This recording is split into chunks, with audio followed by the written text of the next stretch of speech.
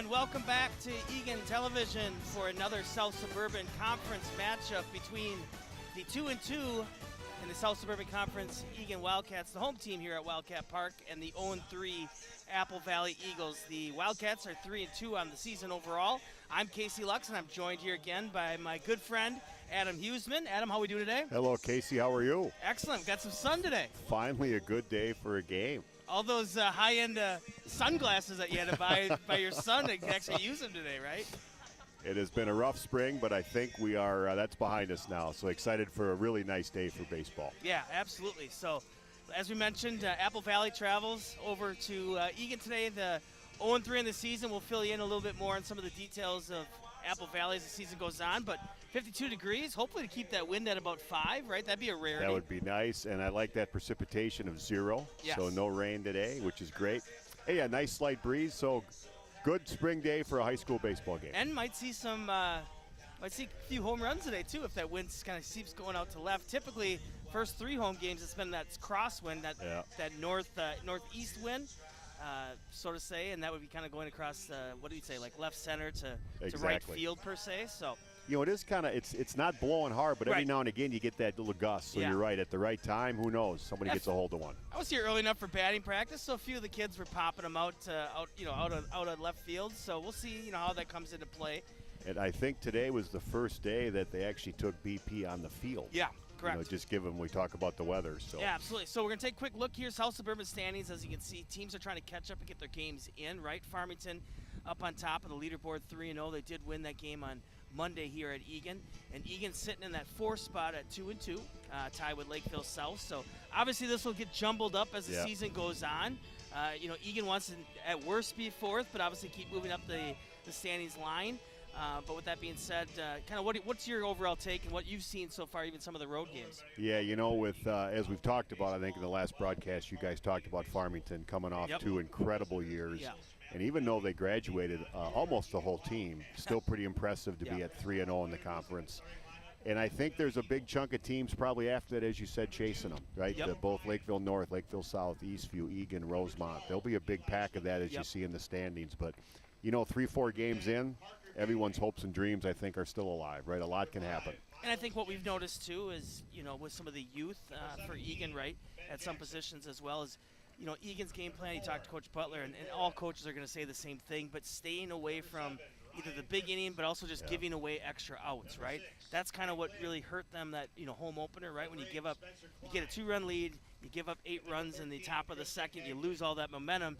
And unfortunately, it wasn't as if the freshman that we'll be seeing pitch today that was getting hit around. It was more so of just, some untimely throws, some, balls not caught in the wind, right? So if they can kind of stay away like any team, if you can just kind of play cleanly, I think, Eagan is confident with the pitching staff that they have and the relievers that they're going to get timely hitting when needed. Absolutely. And I think, Casey, as you said, especially in the high school level, but the more times you can keep a team to 21 outs, right? Yep. Just give them the 3 outs an inning. And, you can probably get away with 22 with an error or 2, but you give away, and sadly, as your point of, you're giving away almost 2 extra innings, right? If you give 5, 6 extra outs, quals aren't caught. And that's hard if you're going to play a 7-inning game and kind of give the other team, in essence, a 9-inning game. That's hard. Well, it's taxing on the pitcher, too, right? I mean, just got to keep thinking to all the the extra batters that he has to face before he does get to that pitch count limit, right? So especially early where it's still cold and kids are probably on some type of a number early on. Absolutely. So we're going to throw it back to the truck for some commercial breaks, and we'll be back here after the national anthem for the top of the first half here of Apple Valley at Eagan.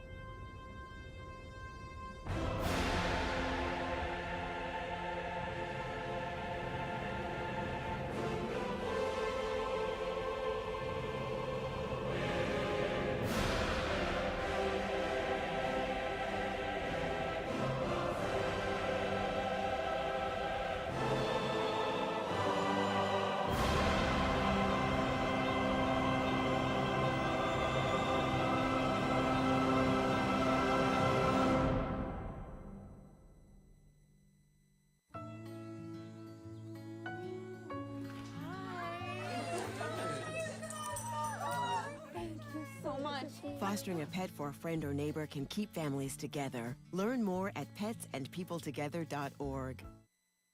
Honey, what I think you need is a socket wrench. I played JV basketball. I'm sorry. I don't think it looks right. This is good, and it's all good, baby. Is it really all good?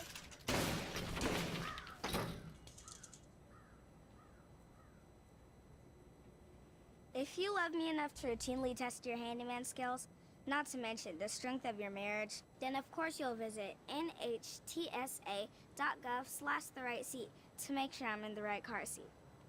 I'm gonna call my dad. How do you know when you've made the right decision? It's the feeling you get in your gut, the one that tells you what's right or wrong.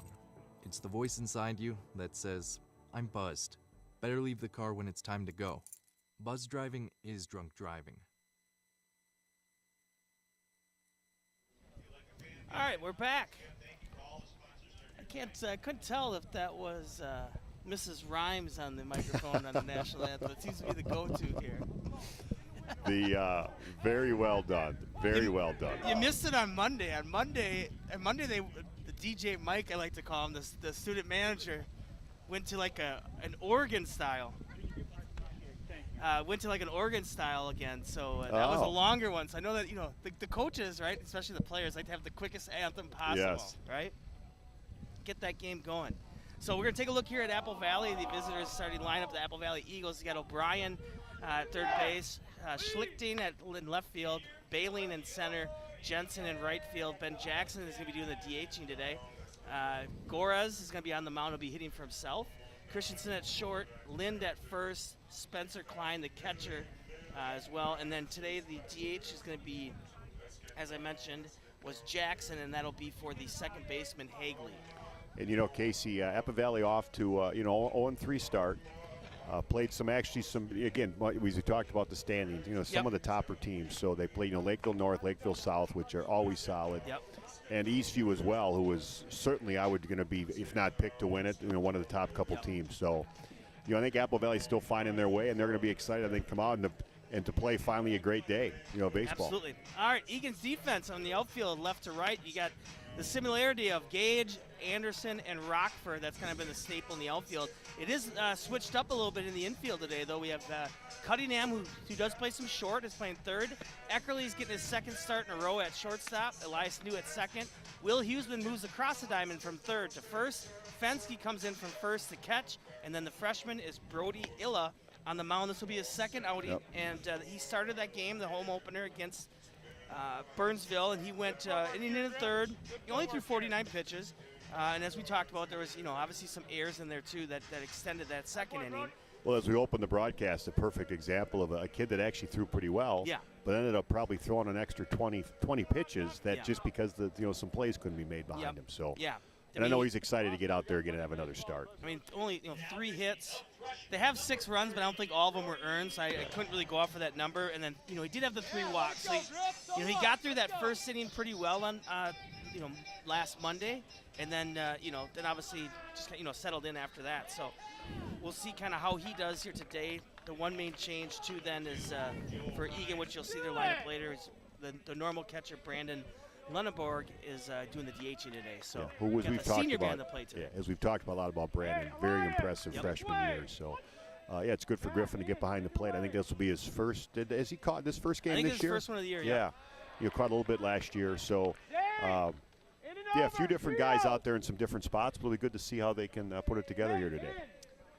4:32 first pitch time. We've been really good at first pitch time exactly at 4:30 or 12:30 like we did against Grand Rapids. That was the best, right on cue there. Yep. So 2 fastballs just miss. Reminder that Brandon, his repertoire is going to be a fastball, curveball, and he does throw a splitter. So you don't see a whole lot of splitters throughout high school. Gets that fastball down the middle. And again, though, pretty impressive for a freshman to have 3 potential pitches that he can throw. 2 certainly probably regular, but a bit of mix in a third one every now is impressive. Yeah, and he didn't probably have a lot of opportunities to throw that splitter, being up in the count, wanting to throw an off-speed pitch. We did notice it because I thought it was more of a changeup when he did throw it. But we talked about it last Monday because he kind of starts it, showing the hitter that he has that splitter. This is Joe O'Brien, the third baseman, leading off for the Eagles of Apple Valley. It's funny, that little cat and mouse game of some pitchers. They'll want to maybe show show all the grips or show a couple grips just to make sure. All right, so we got a slow roll. It's going to be a tough play for Fensky or for Illa, and that's going to be thrown out to right field, backed up by Rockford. O'Brien's going to score on about a 7-foot hit. Yeah, actually, nice play by David, though. I mean, the right fielder, David Rockford, get in position to not make a play, but get in position to back somebody up and, potentially keep it at just 90 feet, not turn into a double. So tough play to start, though. Kind of no man's land there. Yeah, no, it is. It is. And so what's always so key in that play is the communication between the pitcher, pitcher, third baseman, catcher. Shows bunt. That's going to be Schlichting. He's going to get it down one pitch. He's going to move the O'Brien over to second. So Schlichting does his job. Illa at the same time is also very happy to only have to use one pitch to get it out. Yeah, and you don't see as much bunting as you used to. You're moving guys over, so it's guy in runner in scoring position with one out. So that's kind of how you draw it up a little bit. I will say though, I feel like it's not a bad time if you are going to bunt this early in the season, right when the bats are trying to catch up to the pitching, right? I just feel like I've noticed it a little bit more, especially from some of the opposing teams, especially early in the game, right? Try to get that first run across early to get that lead. So Parker Bailing, the center fielder's up. Hits a hot shot down the line. It's going to be fair. It's going to bring in O'Brien to score. Rockford's going to try to get his relay in time to Eckerly, but sliding in for the RBI double will be center fielder Parker Bailing. Well, Apple Valley definitely came swinging. Yeah. I mean, and put the ball in play. That's what every coach is going to want. Just put the ball in play. Yeah. If you on the Eagan side, I mean, Illa threw two balls to start the game, and then it came back with strike, strike, strike. It's just probably on that pitch, to the number 3 here, you just don't want to place it right down the middle. So Bailing's on second with an RBI double. And now we'll be batting the right fielder, Miles Jensen, for Apple Valley. One out here in the top of the first. 1-0's our score. There's that curveball in there for a strike. Yep. And it's nice to kind of feels like he can throw it at any count too, which is nice. Yep. Well, and as a freshman on the mound, there's just every at bat is just a little bit more experience, right? Absolutely. So many times you might think of maybe an underclassman who is going to start off everyone with a fastball, and then teams start looking for that fastball. So the fact he can mix it up, pretty impressive again for a freshman. And the throw as the game goes along too, maybe to the middle hitters, you might even see him with nobody on, potentially throwing splitters maybe early on the count. That one gets away from him though, and it's going to send Jensen to first. So now you're going to have Jensen at first, Bailing at second, still only one down. Case, we talked about Eagan, and there's a fair amount of youth, but the Apple Valley team only has 4 seniors on the team as well. So they're also pretty young, and they're going to have a freshman shortstop playing today, which will be impressive to watch. So a lot of freshmen playing at a pretty high level in a pretty good conference. Yeah, absolutely. No, I mean, at 4A schools that have plenty of players, it's not always necessarily by necessity, right? You don't have anybody to put out there. It's their talent is already showing through at a young age. Ben Jackson is the DH today, and he's going to step in versus Brody Illa. Going to get nuzzled off an unassisted play by Huseman at first. So 2 outs now, but in doing so, Jensen will move up to second. Parker Bailing over to third. 2 down, 1-0's our score here at Wildcat Park. And Casey, to absolutely state the obvious, and you'll see it all, the team that can get those 2-out hits are huge. I mean, case in point here, we get an out, we're down 1-0. Somehow they work a 2-out hit. That's a big change. That's a big swing in momentum. So, and you'll see that all year, right? The team because you got to work hard to get a guy in scoring position, and sometimes you got to give out outs to do that. And the team that can get those 2-out hits, are going to win. I would say the vast we were majority. talking about bunting earlier, right? And by that getting that bunt down to get O'Brien over to second, now that allows him to score and that double down the line, right? Yes. So. Whereas they could have potentially been stuck at first and third, and then all of a sudden there's maybe 2 outs and nobody comes across. So, in that lost art of bunting, you pop one up or you get it, you foul them off, and next thing you know, you have a guy on first base with 1 out, and that double doesn't score anybody. So, all those little things add up to generally a victory. Ethan Gorez is the hitter right now, and he's going to be doing the pitching here today for Apple Valley. So he's looking to add some RBIs to the stat sheet. And then also add a lead to him before he gets out on the mound, right? help your own cause. It doesn't get to happen very often, as most pitchers you tend to see get DH for at the high school level, and especially in the South Suburban. And now the wind's kind of blowing out more to straight left. Yeah. It has kind of been that left to center. Good pitch there by Illa. Looked like they might have came with a splitter there. Yeah. And I'll give Apple Valley, they came to swing the bat. Yeah. I mean, and I think any coach will say, we just, if we strike out, it's part of the game, but let's not strike out looking. Right. Swing the bat, put it in play. Not to make this about bunting here in the first inning, but I will say, like you mentioned, how it's a lost art. What I've also noticed is that just getting it down, right? Back in the day, it was like, well, if you bunt it back to the pitcher, it's going to be a double player. They're going to get the force at second. And we see a pop-up that's going to go out. But what I've also noticed, too, is that, is that the pitcher, for the most part, is just going to want to get that out at first, right? Even if they think they can get the guy at the second, they don't want to risk a bad throw, and now you have first and second, nobody out, or whatever it may be. So even just a bunt right back to the pitcher ends up usually doing the job. 1-2's our count. 2 outs here. Illa's pitch to pitcher via pitcher here battle is out, so 2-2. Breaking ball way outside, but good movement. I mean, as he kind of works on his release point a little bit to move that around, but, a lot of movement on that. Oh, absolutely. And that's hard as a catcher when you have a ball moving that much, too, right? And that's away from the zone, so nice job by. There's a fastball in there for strike 3 as he paints on the outside corner on the knees, so Gores wants to get that call later as well. But with that being said, Eagan does somewhat survive and get out of that inning, but Apple Valley does strike first. 2 hits and 1 run. No errors, 2 left on. We'll be back in 60 seconds for the bottom of the first inning. If you're buzzed and doing this,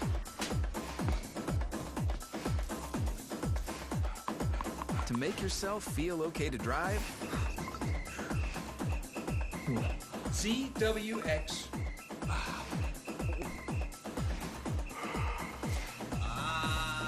you're not okay to drive. YGKLVW. Regular you. Wash, washy, wash, washy, wash, wash your hands.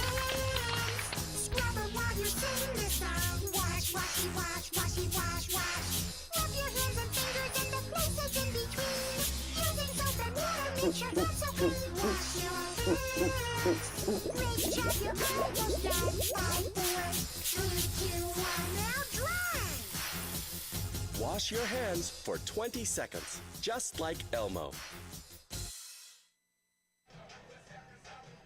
Back here at the bottom of the first, Apple Valley leading the Eagan home Eagan Wildcats 1-0 after they were able to get a big RBI double, and that was Bailing, I think, that hit that. And we're gonna see what we got here as we're working on a little action to see about getting ready for maybe some potential rain coming in too, which maybe it'll be just a quick droplet. We spoke too early on the rain. Right. Okay, so Eagan, it's a for the most part familiar-looking lineup. You got Tate Gage out in left, George Anderson center field, and Will Huseman at first. Fensky doing the catching. They flipped around Huseman and Fensky. David Rockford in right. Instead of catching today, Brandon Lundenberg is going to be DHing. Matty Cunningham is going to be playing third. Eckerly at short, and then Elias New holding down that number 9 spot. And Will and Griffin have kind of been flip-flopping most of the year in that 3 and 4 spot. And I would anticipate that's probably be the most of the year like that. Sure. And he may like certain things or different matchup with pitchers, what he wants to do. Sometimes break up a lefty if he wants to have maybe against a lefty, maybe not George and Will back-to-back. So the righty switch it up. So absolutely. So Gores is the pitcher. The battery will be Gores and Klein. Klein set to go to Winona State next year and continue his baseball career. Casey, it is funny you mentioned that. There appears to be a few kids from Apple Valley through the years that have gone to Winona State. Yeah. So there might pipeline. be some little connection there that seems to work. Heater up and high. I think he's today. Gores is gonna, for the most part, be fastball slider. Yeah, I think that's where he'll spend most of his time with those two. We mentioned a little bit about the splitter for Eagan, but I think for him it'll be mostly those 2 pitches. Gets that fastball on the outside corner, probably that same pitch that he looked at. And if he stays around the plate like that, he won't need more pitches than 2. Yeah, no, I mentioned that too. I was looking at their Apple Valley's website, and it was the two colleges that stood out. He gets a curveball in there for strikes. Maybe he mixes a curveball well with a slider. Was Winona State and then Edgewood. Edgewood is like a Division III out in Madison. Yeah. So it looked like those are kind of two areas that a lot of their kids would end up playing at. And Coach Butler is Apple Valley grad himself. Edgewood is literally right next to UW Madison, so that's it's a beautiful campus. I actually played baseball with a kid that went to high school at the Edgewood High School, so I know a little bit about that. But you talk about Coach Butler in Apple Valley, so he wants to win them all, but he's definitely going to want to win this one. Gora's going to get his first strikeout of the day as he sends down Tate Gage. So Apple Valley, as far as their defense is going to be today, you're going to have Schlichting in left, Bailing in center, Jensen in right, O'Brien at third, the freshman shortstop who does not look like a freshman, a big kid, Ryan Christensen at short, Hagley at second, Lind at first, and then the battery made of Goras and the catcher Klein. Well, Casey, as we have talked here at a few broadcasts, the amount of freshmen in this conference, and again, the amount of freshmen that don't look like freshmen. I know a few broadcasts ago we talked about freshmen when we were in school looked a little different than they do now. Much bigger, much stronger than maybe when we were in high school. George Anderson steps in, the senior center fielder. One that was around the plate called the ball, so 1-1's our count. And I think the South Suburban Conference knows of George's speed by now, but pretty impressive that through 5 games already has 7 strikeouts. And then we're going to see the first drag bunt from George on the season. Quick pickup, but not in time on that relay from O'Brien to Lynn. Casey, you and I were talking off air. That is one of the tools that George has done very well. Haven't seen it a lot this year, and then there we go today. But yeah, George has been a very good kind of base hit bunter, and we see it right there. Absolutely. Not afraid to do it at any point in time. And now, as you say, a kid that's leading the Eagan with 7 stolen bases, you put him on base, things can happen. Especially with a lefty up and Will, and a little bigger hole over there. And Senior Will Huseman, today playing first, the normal everyday third baseman for the Wildcats, steps in. Gors's curveball hangs up for a ball. But yeah, I think, kind of what we talked about, before we got on air is, if George can have that threat of that drag bunt, especially early, that first at bat, even show it, now you're going to pull that third baseman in as the game goes on. You just put more pressure on the defense. Yeah, and then as he comes in, you can kind of slap one over one over his head and go the other way as he's, coming in. So it just creates opportunities. Yep, absolutely. Guys on base makes things happen. And if you've watched any of our broadcasts, I think you've gotten to know that the Wildcats, especially on the base pass, are not shy. They like to be aggressive, whether it's double steals, fake bunts into a steal, straight steal. So Anderson was ready to take off there. I think he lost his footing for a split second. I think he put his head up. He didn't know what he was trying to do there, and I don't know if luckily it worked out. But had the pitcher stepped off, he probably would have had him. Yeah. I don't think he saw him. It would have been an amazing jump if he would actually take it off. 2-1's our count, 1 down here, as Gage was retired on a strikeout by Goras. George Anderson at first, Will Huseman at the plate. Sees a fastball on the outside corner for a strike. 2-2's our count. For the most part, Apple Valley defense playing straight up. I mean, they're without that crazy wind so far. Like I said, it's mainly going to left. You might see a little bit of a shade maybe on the center fielder or right fielder when the righty's up. Anderson's going to take off, swing and a miss by Huseman. Anderson's going to slide in though for his 8th stolen base on the season. Well, we talked about George right there, right? Trying to always making things happen. Yeah, it looked like Goras came back to that same outside corner, but that time was able to get a curveball to drop in.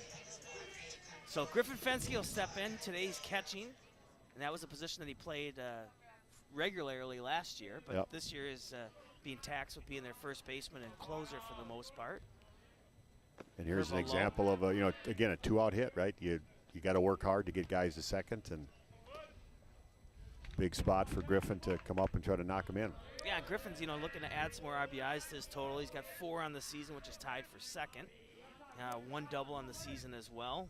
He's got a stolen bases on his end too. Curveball again in there for a strike. So Gora's obviously now kind of finding the zone. Yeah. He mixed in the breaking ball very well now. And for the most part, what I've seen and liked is that he stayed away from down the middle, right? It's been either inside or out, and and it's not necessarily always been trying to pitch outside to righty or outside to lefty. That time he came with a curveball on the inside corner to Fensky.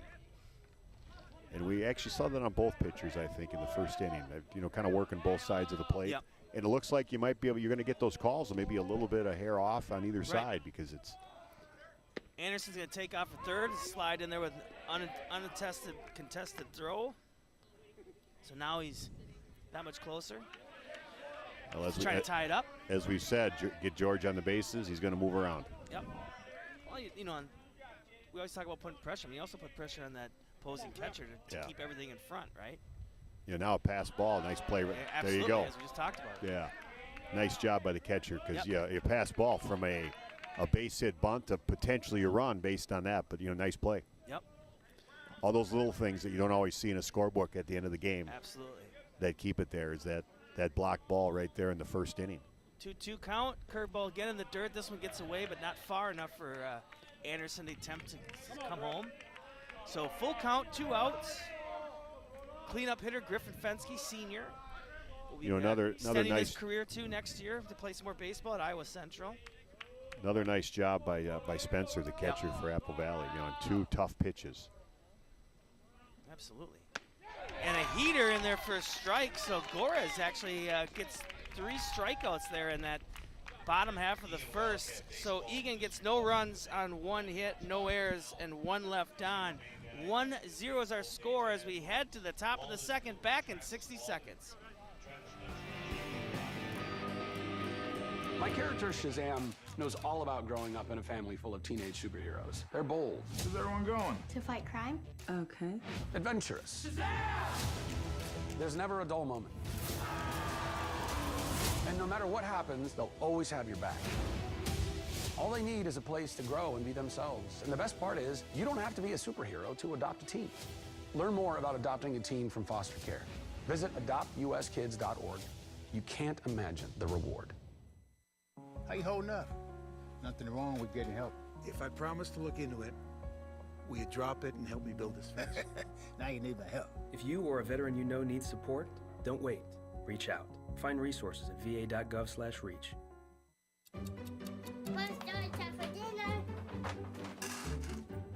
Donating pet food can keep families together. Pets and people belong together. Learn more at petsandpeopletogether.org. Back here for the top of the second, Apple Valley leading early on, 1-0. Both teams have 1 hit, but the big hit was that double by Bailing down the first base line. That scooted past Huseman for a RBI double. And then, but speaking towards that, the freshman Brody Illa did an excellent job, though, of finding a way out of that inning as there was, another threat with guys on second and third and 2 outs. And, quite a start for Gores, right, to literally strike out to side and to strike out Gage, Huseman, and Finsky in the same inning. That's pretty good because those are a couple of Egan's better hitters anyway. Yeah, and didn't get rattled with, with George, flying around the bases. Yeah. So the freshman shortstop now hitting, the Ryan Christensen. Tall. Ryan's tall kid, and a good swing there early on. I'm definitely seeing a trend here from Apple Valley at the plate. Sure. They're going to swing the bat and swing it aggressively. Swing it early, right? Yeah, they'll. Curveball misses out, so 1-1 is our count. Looks like he's starting that a little bit over the plate, and it's getting a little bit out. So he'll make some adjustments. Maybe he'll make that adjustment a little bit. But good movement today. You can definitely see it. It's going to be a ground ball, 2-hopper to Eckerly. Eckerly's relay is in time to Huseman for the first out of the inning. Get that nice routine ground ball out of the way, right? Absolutely. I think actually on Monday's game, which was Ryan's first start of the year at short, I really think he only had maybe 1 ground ball. I mean, he didn't really get a lot of action. So I'm sure that, getting one early is obviously big. Especially when you're kind of maybe either settling into a new spot or if it's going to be kind of him and Cunningham's job kind of all season of the back and forth. Well, so many broadcasts we've done, Elias New at second base has been the busiest guy in the infield. Exactly. Absolutely. And he's done a nice job. Elias done a nice job both offensively and defensively so far this year. First baseman is Ryan Lind for the Eagles. Illa's fastball just is up. Yeah, and then in that Grand Rapids game, you know, Eagan combines for a one-hitter, and the only hit didn't even get out of the infield. Yeah. And I think there was only one ball hit to the outfield, and that was a fly ball to Rockford. So, yeah, kind of a rarity that day. You know, see a slice shot down the left field line. Gage underneath runs it down for the second out of the inning. You know, so far in the early part of the year, the pitching has been pretty good. Yeah. I mean, the biggest issues I think have just been those couple innings, Burnsville specifically, right, Yep. where the gloves kind of just went south for a little bit. Yep. They just couldn't Gloves make some and of the throws, plays. you know, yeah. and it was maybe more gloves that Burnsville game, and then on Monday against Farmington, it was just, you know, a couple plays that, you know, Fensky didn't catch at first. Okay.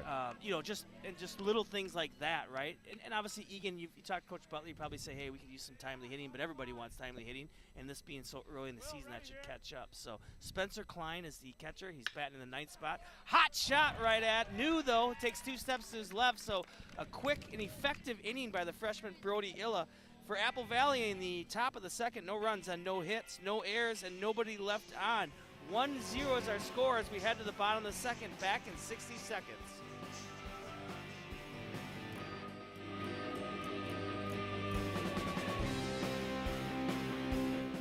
Hi, I'm Ryan Blaney, a third-generation race car driver, and we dedicate a lot of our time to going as fast as possible. But when my grandpa was diagnosed with Alzheimer's, it was a very unexpected bump in the road for us. It's important to notice if older family members are acting differently, experiencing problems with their memory, or having trouble with routine tasks. Early detection of Alzheimer's can give your family time to explore support services, make a plan for the future, and access available treatments. If you or your family are noticing changes, it could be Alzheimer's. Talk about seeing a doctor together.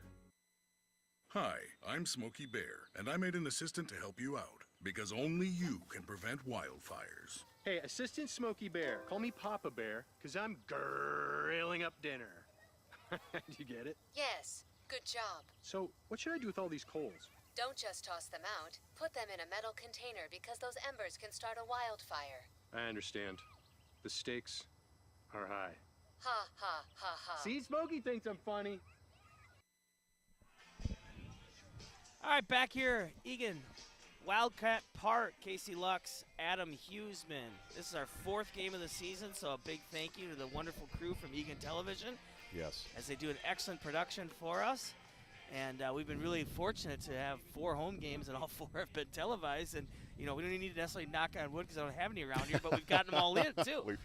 We've got, and I've heard from a few folks that really appreciate the broadcast, right? That either you're traveling for work or, like I said, friends or family or relatives. So, again, it's a nice, wonderful thing ETV does. Yeah, and actually had some Farmington fans after the game say the same thing, too. Just very thankful that, you know, whether it be, you know, a son and a daughter at home, a grandparent, whoever was able to, chime in and catch it out. So David Rockford, right fielder, steps in, the number 5 hitter.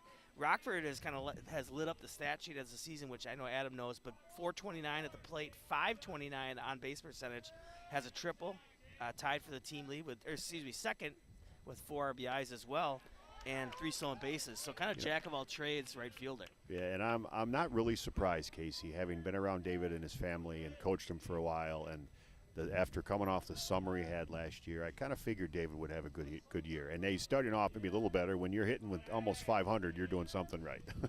Absolutely. Fastball's up, so 2-1s are early count from Gorez. And as you said, Casey, yes, we all want to hit, we all want to do it, but you know what? More importantly is, can you get on base every time? And he's finding ways to get on, whether he's walking, whether he's hitting the ball hard that somebody misplayed it, maybe he's an error, but he's just finding ways to get himself on base. Yep. Fastball a little overthrown there by Gorez, so 3-1s a count. Trying to stay away from the ugliness of that leadoff walk that no pitcher wants to start an inning with. There it is. So good patience by Rockford as sees 5 pitches, 4 of them being outside the plate, and that's going to bring up the DH today, the freshman Brandon Lunenburg. Continues to pad the on-base percentage stat, right? Yeah. David. As was made famous in the movie Moneyball, right? Yeah. Give me guys that get on base. That's right. Well, just the more time you put people on the plate, you know what I mean? You know, now you put yourself in position for them to give you some outs, right? especially lead off, as you mentioned. Yep. That is. So curveball misses. A high throw. Nice job over there at first by Lynn to get up and get down and bring that one with him. You know, we'd have to check the stat, but statistically, leadoff walks, you know, tend to score. You know, a lot of good things can happen when you're offensively and you can get a leadoff walk. Yeah. Well, and with the DH being up, we'll see, but I kind of doubt that you're going to see a bunt here. I think they're going to let Brandon swing away.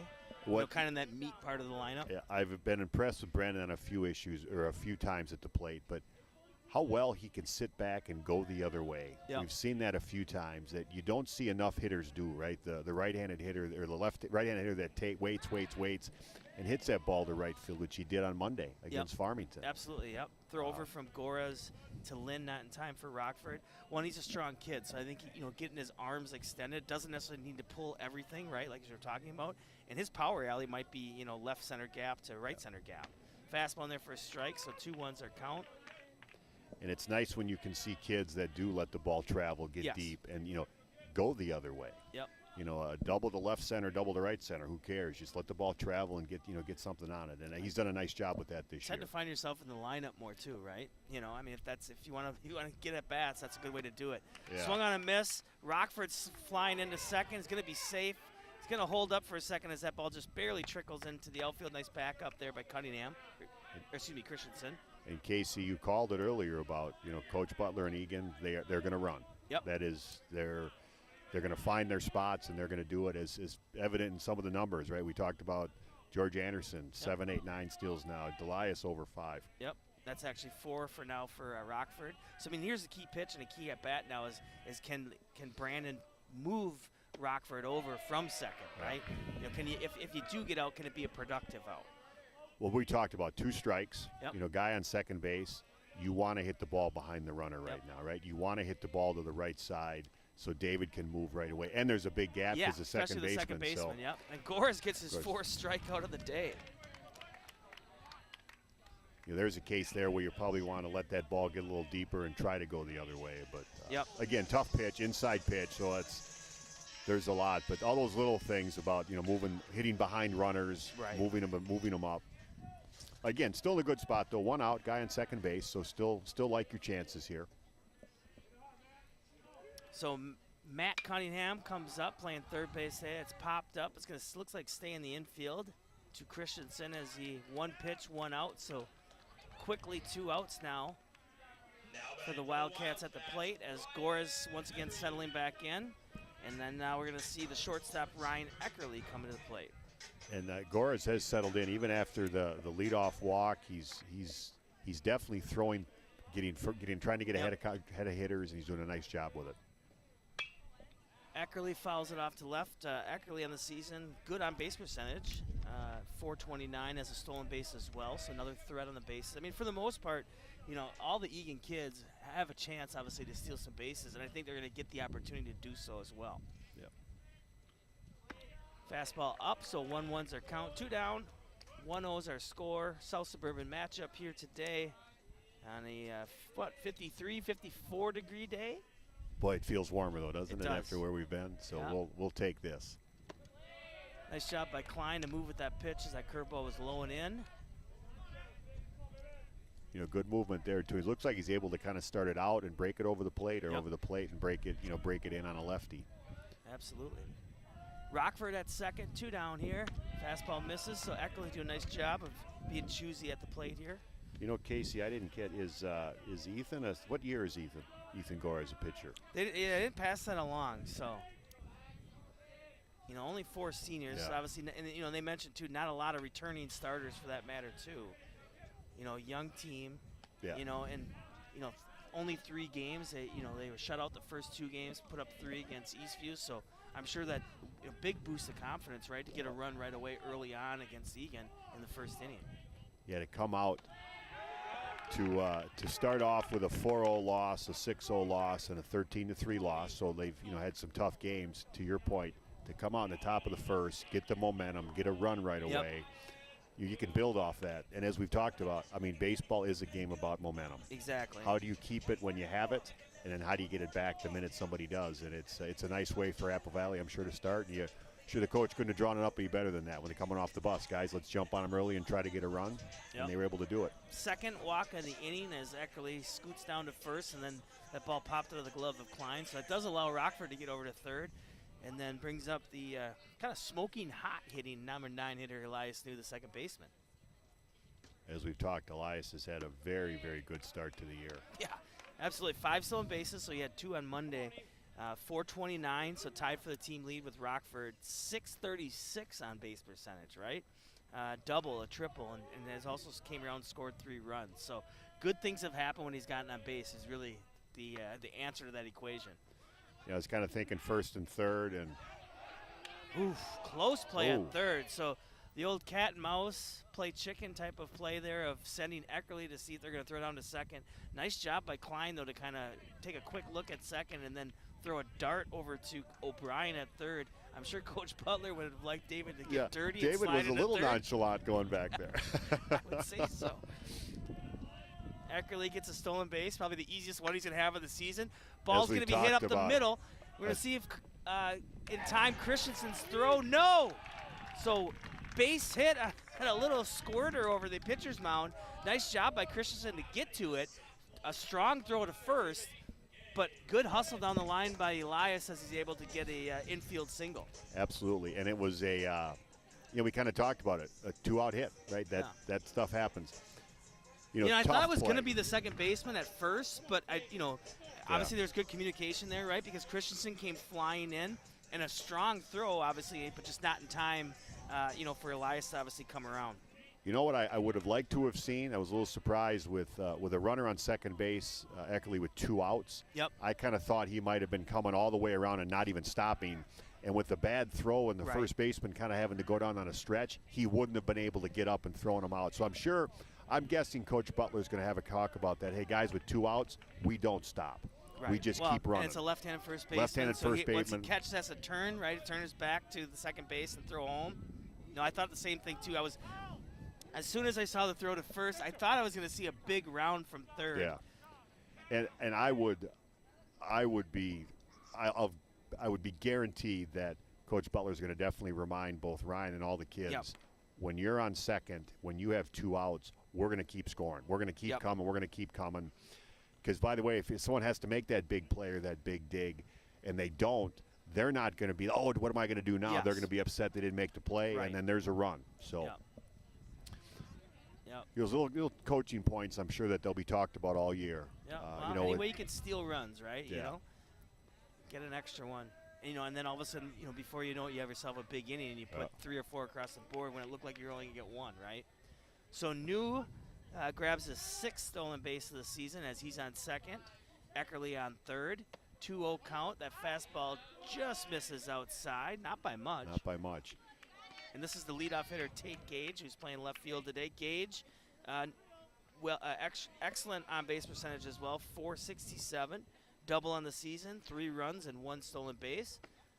The get-me-over fastball for a strike, so 3 ones are count. 2 down, 1 one's our score here in the bottom of the second.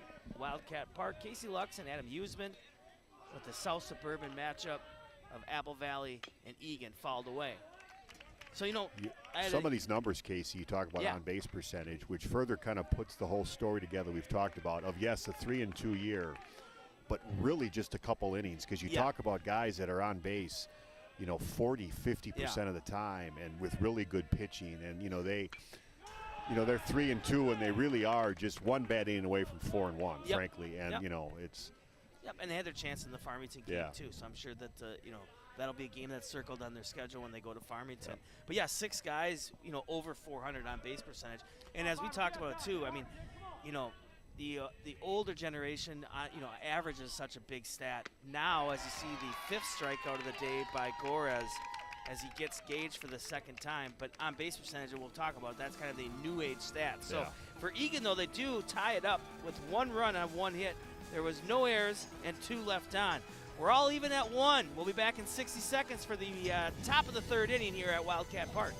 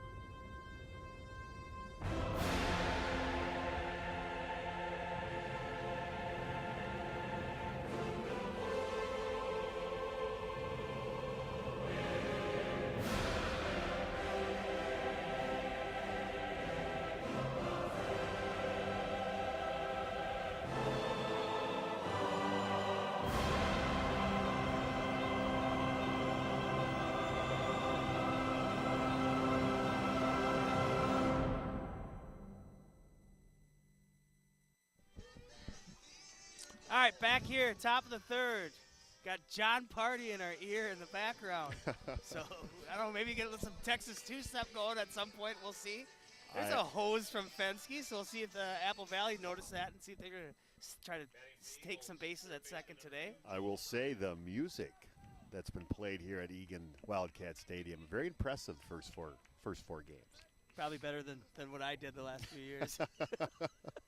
But the Bergman was a treat. Yes. He would bring his computer. He had a big playlist. Big production from the Bergman. All right, so this is the leadoff hitter, Joe O'Brien. He's the third baseman. Very nice slider. Joe O'Brien reached first on that 3-2 hit by pitch, and then came around to score on that RBI double by Bailing. Curveball misses outside, so 1-1. So far, though, for Brody, he has given up those 2 hits and 1 run, and has a K already on the board, too. And, starting off with 2 sliders. Base hit, that's going to get in between Cunningham and Eckerly. So Brian, on-base percentage is moving up the boards as he's on for his second time today, and that'll bring up the left fielder, Eli Schlichting. So the top of the order doing what you'd expect. Yeah. So far in this game. Second time around. Well, and that's now. that's what you mentioned early on was, especially those top 4 or 5 hitters, right? I mean, Bailing's double was on a first pitch fastball. Not necessarily saying that they've seen something because it was their first time to the lineup, but they also just didn't want to go back to the dugout, without using all their swings per se. And well, Brian with a sizable lead at first base. Yeah, right. Well, maybe they'll test Fensky out behind the plate.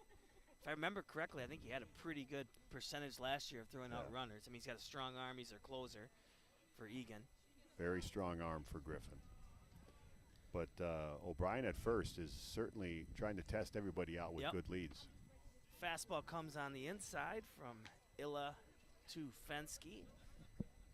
And you wonder, will they try to bunt again? Will they try to do something? Yep, Schlichting had the sac bunt actually on the first pitch in the top of the first. There's a curveball. There's going to be fastball in there for a strike. Apple Valley is led by acting head coach, and we want to obviously hope that their head coach feels better as he's sick and under the weather and unable to be here today. But Bill Goodman is at third base. He's the acting head coach. Jay Baker is their infield coach and at first, and then Henry Lucci is kind of their defensive coach and is in the dugout here today for the Eagles. Casey, what you like to see, and you may not be able to see that on TV, but what I like about Eagan is on some of the throwbacks. So you'll notice, I'll wait till after this.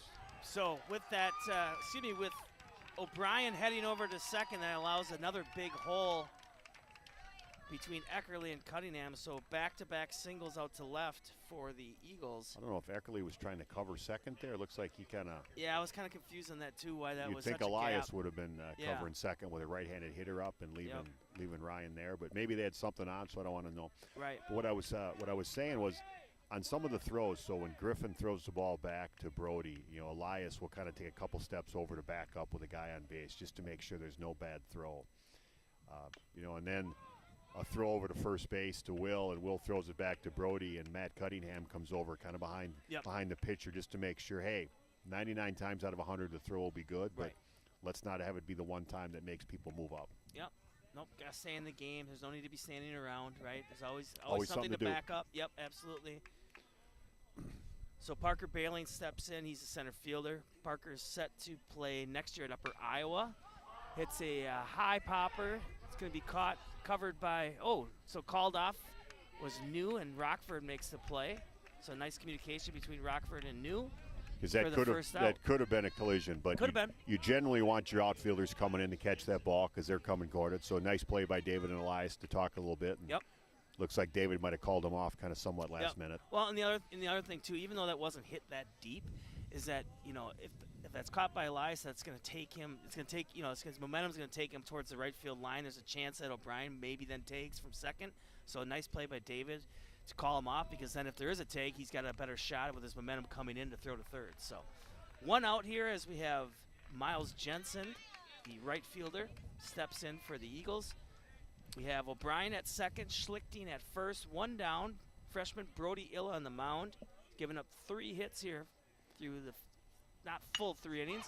Hot shot hit right up the middle to Anderson. Caught. It's a catch. Don't worry, folks. It's just called on the transfer. Touch the base. So we got a whole lot happening here. Okay, so the base ump said it was on the transfer that the ball came out of his glove. So I think that's where the confusion lied. That's why they wanted to send O'Brien to third. Now it's going to maybe work in Apple Valley's benefit because they very well are going to have guys on second and third. But I believe that Jensen will be retired in that inning. And well, here's the replay. A line shot, I mean, hit basically right at George. He only had to move 2 feet. Had the ball in his glove. He was just trying to get ready to throw, get ready for a tag. Yeah. So what's more than likely is going to happen, though, is Jensen will be back to the dugout as a second out. But I believe they're still going to allow – oh, wow. That is a very interesting call. I don't know how you come away with that when the ball was in his glove. I mean, I get it if he's diving, you know what I mean, and then you know, maybe he's trying to pull it out and it looks like, well, he hit the ground and never actually fully caught it. That did look to be on the transfer, that is for sure. So that'll be the 4th hit of the game and the 3rd hit of this inning, essentially. You know what? I mean, also once we got the ball in, we certainly could have stepped on second and first, and you know, if indeed they say it wasn't a cat, there's your double play there. Yeah. Well, on a good related third, you and have that's that guy you know, third. Yeah. I mean, there's a few things happen there that all sadly didn't go Eagan's way. A lot of things. So a few DH, physical and a Ben few mental. Jackson. Yeah, that's just a tough play because I mean, George really only moved about 2 steps to his left. It was hit right at him. It was a good piece of hitting by Jensen. He was right on that fastball as he hit it right back up the middle. Good contact. Yeah. Good contact. I mean, that could have been, if it was nobody else, that could have been the rarity of the triple play. Which might get you like a free Texas toast from Raising Cane's or something. Who's one of the Eagan sponsors. So Ben Jackson, as we said, DHing today for the second baseman, Christian Hagley. So bases are loaded now. You have O'Brien at third, Schlichting at second, and then Jensen at first. So Illa looking for either a strikeout, an infield pop-up, you know, the pitcher's best friend of a double play, which we've seen Eagan execute excellently early on here this season. Swing and missed, you know, and you can, for the most part, probably say that when the DH is up, you're not going to see a suicide squeeze, right? More than likely not. And if they would have, they maybe would have done it when there was 1 strike, you know, obviously. 2 strikes will be tough. Yeah. But I think, and bases loaded where it's a force. Again, early not game, that, too. I mean, if it was the 6th or 7th, they might, you know, pull out a suicide squeeze to get that extra run across. But you talk about momentum. This is huge if Eagan can get out of it. So Jackson doing a nice job of staying in the box and keeping that at bat alive. Illa also doing his part by keep pounding the strike zone. This might be the time you see that splitter, but at the same time, you might not throw it because you don't want to pass ball, right? Yeah, Griffin's going to have to be a backstop back there. Nothing by him. You definitely don't want to give up a free run there. Bases are full. O'Brien at third, Schlichting at second. Time called by the catcher. Eagles fans thought they might have got a free run on a balk potentially, but the time was called. They just want to maybe make sure they had the right signals with the guy on second base. And absolutely. Which is a good move, right? You don't want to expect a fastball and get a slider, and that can cause a problem. So Jensen's at first, 1 out. Apple Valley, he's gotten the bats going here this inning with 2 hits this inning already. Actually, I think 3. I think they're a hit behind on the scoreboard, so 3 hits this inning. That ball's going to be hit down the line, and I think it's going to drop fair as it does.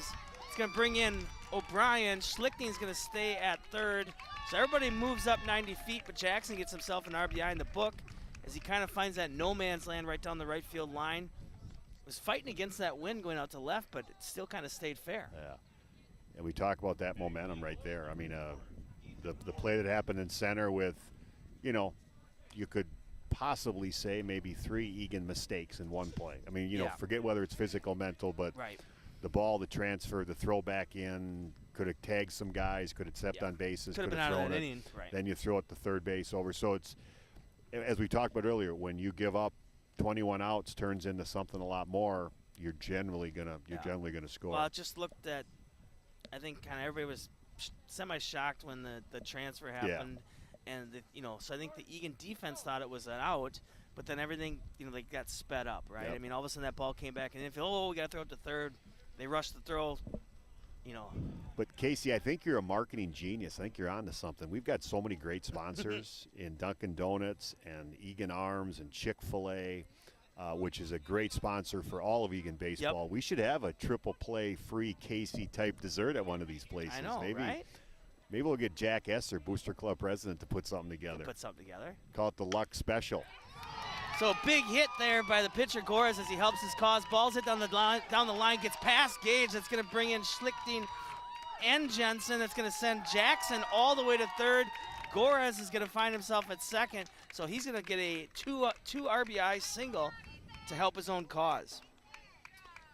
Well, Apple Valley taking advantage of their opportunities. Yep. I will definitely give them that. They are. Yeah, nice piece of hitting, fastball on the inside corner. I mean, about a couple feet away from Cunningham, and Cunningham wasn't really hugging the line. I mean, he was playing his normal depth. And then, just unfortunately took kind of that second hop on Gage.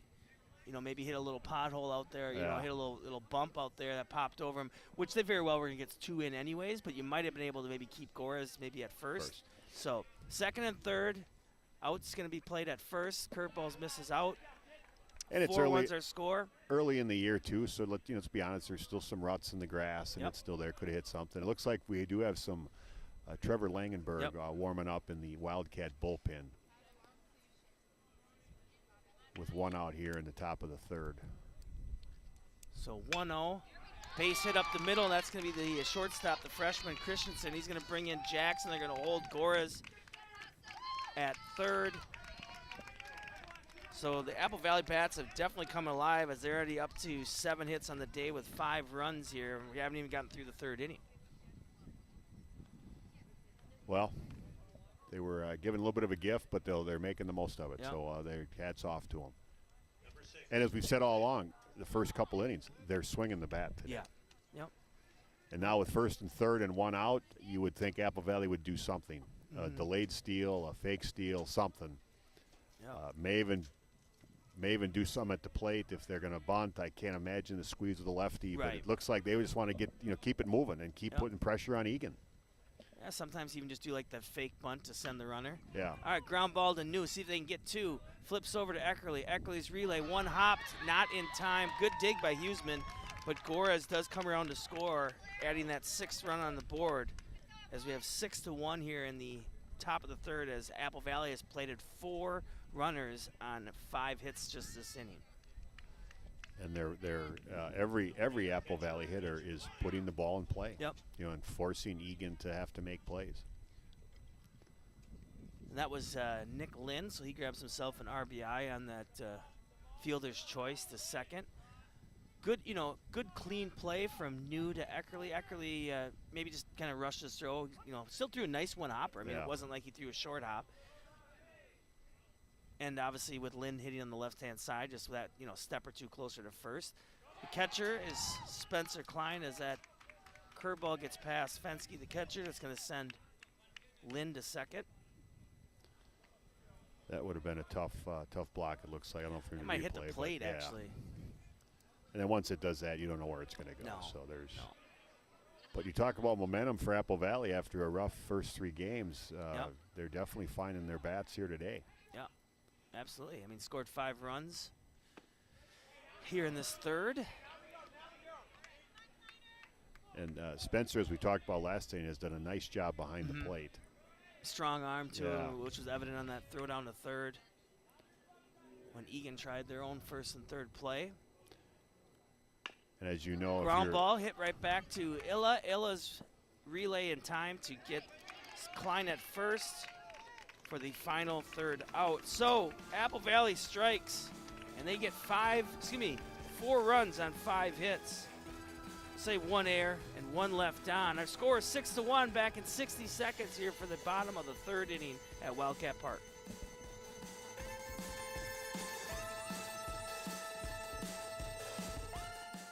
Hi, I'm Ryan Blaney, a third-generation race car driver. And we dedicate a lot of our time to going as fast as possible. But when my grandpa was diagnosed with Alzheimer's, it was a very unexpected bump in the road for us. It's important to notice if older family members are acting differently, experiencing problems with their memory, or having trouble with routine tasks. Early detection of Alzheimer's can give your family time to explore support services, make a plan for the future, and access available treatments.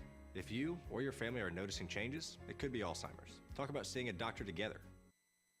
Hi, I'm Smokey Bear, and I made an assistant to help you out, because only you can prevent wildfires. Hey, Assistant Smokey Bear, call me Papa Bear, because I'm grilling up dinner. Do you get it? Yes, good job. So, what should I do with all these coals? Don't just toss them out. Put them in a metal container because those embers can start a wildfire. I understand. The stakes are high.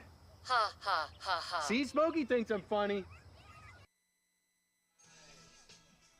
All right, back here for the bottom of the third. Eagan's trying to get their bats hot. Maybe they found a way to get Pedro Serrano in there to get bats warm, right? But a lot of game left, but excellent job there by Apple Valley of capitalizing on kind of a funky play in center. And then in doing so, it was hit after hit after hit, and they played at 5 runners. So they have some confidence. And for that matter, Gores has pitched a solid game all day. He already has 5 strikeouts, essentially through 2 innings. You know, he's only given up that 1 run, 2 hits, and, 2 walks. So, if he doesn't walk George Anderson, then there's a way that this game still, is 6-0, right? So, but Eagan's just kind of, like I said, try to flush that inning out of the back of their head, and center fielder George Anderson will step in. And he had a drag bunt single in the first inning. With only 6 outs so far, and Gores with 5 strikeouts, that's a good way to start your game. Yep, and he's been around the zone for the most part all day. It was Rockford that he had the leadoff walk, and then Rockford came around to score, and at that time it was to tie it up here in the bottom of the second. As you mentioned, George had a nice base hit bunt first at bat. Yep. I wouldn't think he would bunt again. Now the third baseman's in, kind of a little more expecting it. Fastball misses up, 1-1's our count. Gores doing the pitching today. Klein behind the plate. Klein set to go to Winona State. And then their center fielder, Bailing, set to go to Upper Iowa. So they're going to go from teammates to rivals in the NSIC. Fastball misses up as well. It's nice to hear so many of these kids that are, have the opportunity and want to keep playing. Yep. They talk so much about what division, but you know what? If you're playing college baseball, it's fun. Yeah, absolutely. If you're able to do it and you want to put in the work, it's definitely doable. Fastball and the inside corner for a strike, so 2-2's our count. So it's going to be Anderson, Huseman, Fensky, the 2-3-4 hitters for the Wildcats here in the bottom of the third. Coach Steve Cullers is looking for some company down on the first base line. And Eagan's going to want to get some momentum here. Yep. Even if they're not going to get back to score all 5 to tie, but just to play a couple runs, just to kind of get some momentum, something kind of brewing. Yep. Well, and I think that would also help, if they are going to go to Trevor Langenberg to have him come into the game with the, game a little bit closer with some momentum, with some, the guys a little more pep in their step on defense. So, Anderson finds a way to get a walk, so we'll see if he's scooting around the base pass, and as he's always a threat to steal. Will Huseman's going to step in, senior. And first base today. Good start for Eagan here with the leadoff walk, and then 3, 4, 5, 6, kind of the meat of the order. So you would like to think and kind of expect that Eagan could hopefully get one across here. Yep. Huseman on the season hitting .357, .474 on base percentage. Has Eagan's lone home run. That was last season opener against Burnsville, 2-run shot to right. 5 RBIs, leads the team. Came around to plate 3 runs, and he also has 2 stolen bases on the season. Is that your speed? That is, the football speed showing off there a little bit. No, we talked about a lot of guys on Eagan can run, and Coach Butler's going to send as many guys as he can and get people moving. Yep. And it just forces them to make plays, forces a good pitch, forces a good catch, forces a good throw. There's a lot of things have to happen to throw a guy out. I think working on leads and jumps is something that you can definitely take advantage of when you're stuck in the gym, right? High fly ball hit to center, and that's going to be taken down by Bailing for the first out of the inning. Sends Anderson back to first. Catching will be the catcher today is Griffin Fensky, so he's going to come up. He's the number 4 hitter for the Wildcats. Struck out in his first at bat. Huseman just got underneath that fastball a little bit. Yeah, good swing. I think just missed it. Yep. We'll see if they do something here with George, if they put him in motion. Yeah, I think if you do something, you want to do it early in the bat so that way you don't take away too many strikes from Fensky, right? Curveball in there for a strike. Nice pitch by Gores. Seems like for the most part, Gores, kind of uses that curveball kind of also as a changeup, right? It's not that hard, sharp breaker. It's a little bit more of the slow break off the plate, and then that allows him then to come back with his fastball and change speeds. Which he's done very well today, as you've said. He's definitely changed speeds very well today. There's the fastball. That was popped to left. We might have a chance here. I think that's going to be out of here. And it is. So a fence topper by Fensky for a Wildcat Jack, right? So Fensky's going to get his first home run of the season, 2 RBIs. So that'll jump up his total of RBIs to 6. So he takes over the team lead. So I think the wind was blowing out, but I don't think the wind was needed on the wind on that one. I don't think so either. That ball was hit pretty well.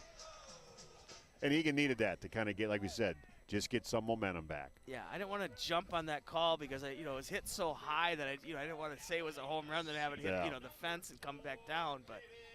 And it's got to clear a big wall out there, so you have to. But he hit that pretty well. Yep, and he has that power, which we've seen him do. So I mean, like you said, had a huge clutch double in their season opening win. So happy to get a low 5 from third base coach Zach Walls as he comes around. So ties Will Huseman on the team lead for home runs on the season. David Rockford up now for the Wildcats. He had a walk and then came around to score the first run of the game for the Wildcats. He's a curveball in there for a strike. He's definitely started a few guys off with that curveball. So he's got a lot of confidence throwing that early on. And as you mentioned, last time David was up on the bases a lot this so far this year. Yeah, absolutely. And drew a walk last time up. Curveball misses up. Yeah, I mean, he's second on the team in on-base percentage with 529. So, he's obviously holding down that, that 5th spot for the most part. And that's going to be Egan's kind of power zone, right? If you can go Huseman, Fensky, Rockford, and then you have some other guys trickle in, throughout the season. And they have some speedsters. I mean, they found some way to get some triples. I mean, Joe Anderson has a triple, Elias New has a triple, and then David has one too. But, for the most part, New and Joe Anderson are guys that hit, that 8-9 spot. And then in order, as you know, it's hard to do 1 through 9. And I think it's traditionally, you don't always look at really good guys on top, guys that struggle on the bottom. It's truly a full order. But, with David, the way he's going, you wonder if he'll at some point get moved up to get on base for some of those other guys if he ends up getting. Fastball misses in, so David gets his second walk of the day and 2 at-bats. And then that's going to bring up the designated hitter, the freshman Brandon Lunenborg. So, as we talked about, we'll see if they send David Rockford in motion as well. Taking a well-deserved day off from behind the plate. It's a tough position. Maybe the toughest position in sports. I mean, that is a taxing, right, they say? Curveball doesn't curve, so stays up top. Gores says, did have those 5 strikeouts through 2 innings. That was his 3rd walk of the day to Rockford. So really probably the one thing that's, maybe hindered a little bit is just, those 3 walks. Looks like he's that breaking ball, when he misses it, he tends to leave that up. So you wonder if that could come back later in the innings if somebody sees that. Yeah, just a little bit overthrowing maybe here this 3rd inning. You also have to remember too. I mean, he sat in the dugout for a long time in that 5-run 3rd, right? Yeah. Gets a strike across to Lunenborg. 2 1s a count, 1 out. Rockford at first. And we'll see 6-3's their score. We'll see if David, if Coach Butler puts David in motion here at all, or if he's inching towards second, and then he takes off. Good job. Big rip by Lunenborg. It's going to be a 1-hop out to Schlichting. Rockford's going to stay on second. Would have had second Solon, but at the same time, you like the confidence in the freshman to find his pitch and just hit a line drive. A hot shot 1-hopper out to Schlichting and left. Very nice swing by Brendan, as we've said most of the year. I mean, he swings a nice bat. I don't know what that exit velocity was, but it was up there because, I mean, it was one hop, and Schlichting barely had to move himself. So Rockford at second, Lunenburg at first, and that's going to bring up the third baseman, Matt Cunningham. They talk exit velo all the time. That's kind of I want to say a new thing, but something that's certainly come on here the past several years. And, you know, way back in the day, you know, it was they put a lot more emphasis on like your bat swing, right? And I think like, you know, the guy that they always talked about that, you know, kind of topped the charts was like Sheffield, right? Like Sheffield had something like a 92, you know, mile an hour, you know, bat swing, his hitting swing. And now it's a little bit more on the exit velocity because it's not necessarily how hard you swing it, but, you know, your contact, where you're squaring it up, where you're hitting it, right? Absolutely. But all of the above on Brandon's swing there. That was well done. You know, Casey, you might see some of the Eagan guys, and even Matt's doing it right now, looking down at their belt. Yeah.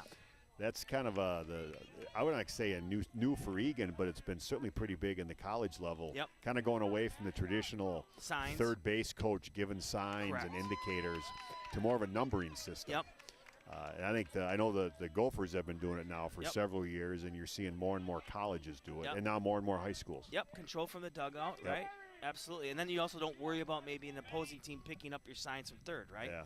Curveball's going to be up and misses. So Goris did come back with a nice fastball on the outside corner for that second strike. Now it's 2-2, one out, 6-3 our score. The big two-run bopper by Griffin Fensky, the senior.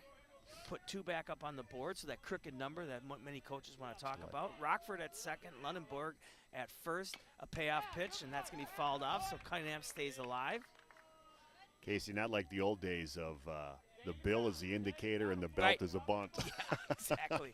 I know. Sometimes it'd be so simple, too. A little more complex. Legendary coach from New Ulm Public, Jim Sensky, he just did a walkaway. He did a top of the hat, and then he just turned his back, and that was a bunt. And, teams knew it for 40 years, but, New Ulm was so good at executing it, right?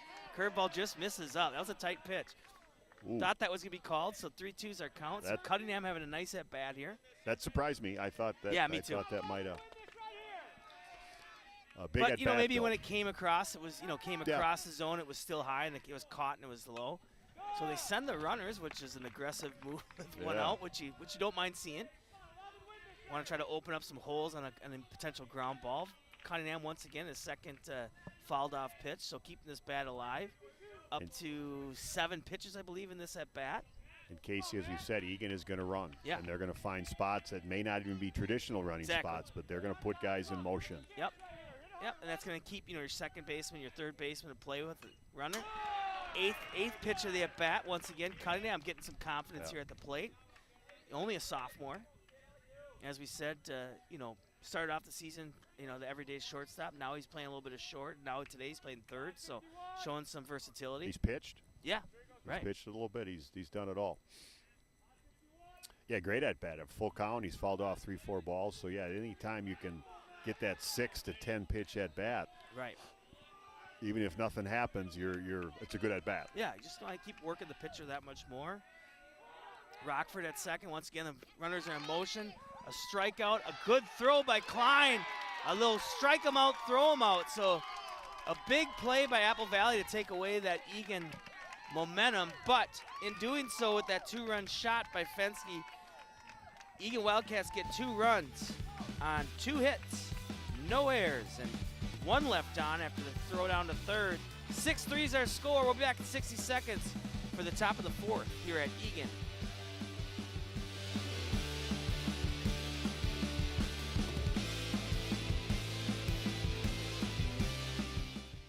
I'll see y'all.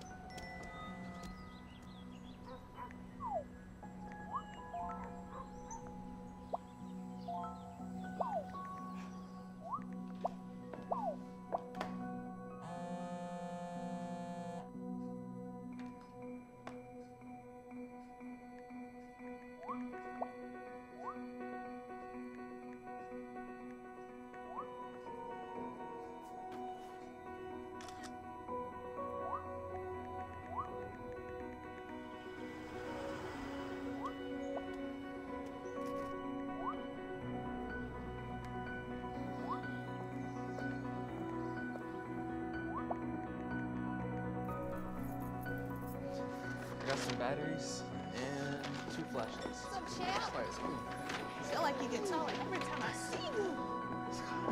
Congratulations, Brandon.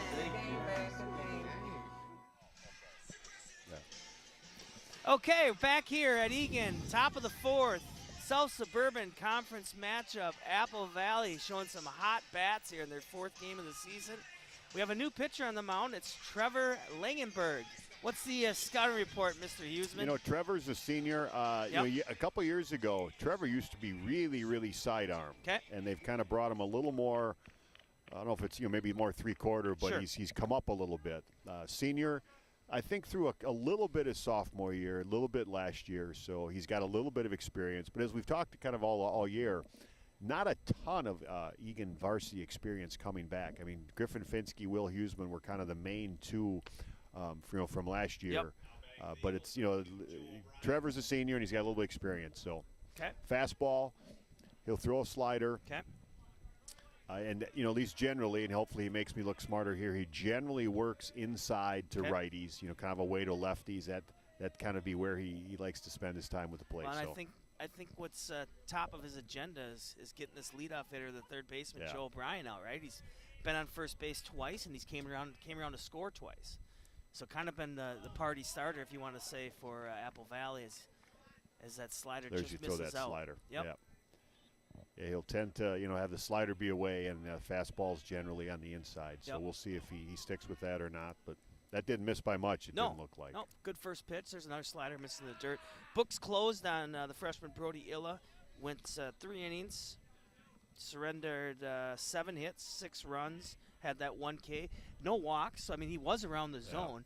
And, you know, maybe what the recap, you know, with the pitching coach Luke Degeman might be is, you know, maybe – you know, once he got to that 3rd inning, was maybe some of those first pitches were just too good, right? Yeah. They're too good for Apple Valley to pass up on. So, you know, kind of working corners up, down, instead of, you know, trying to get that first pitch fastball, you know, over the middle, right down the middle. So 3-0 to O'Brien. And O'Brien's going to find his way for the 3rd time today to first base. Not how you ideally would like to start.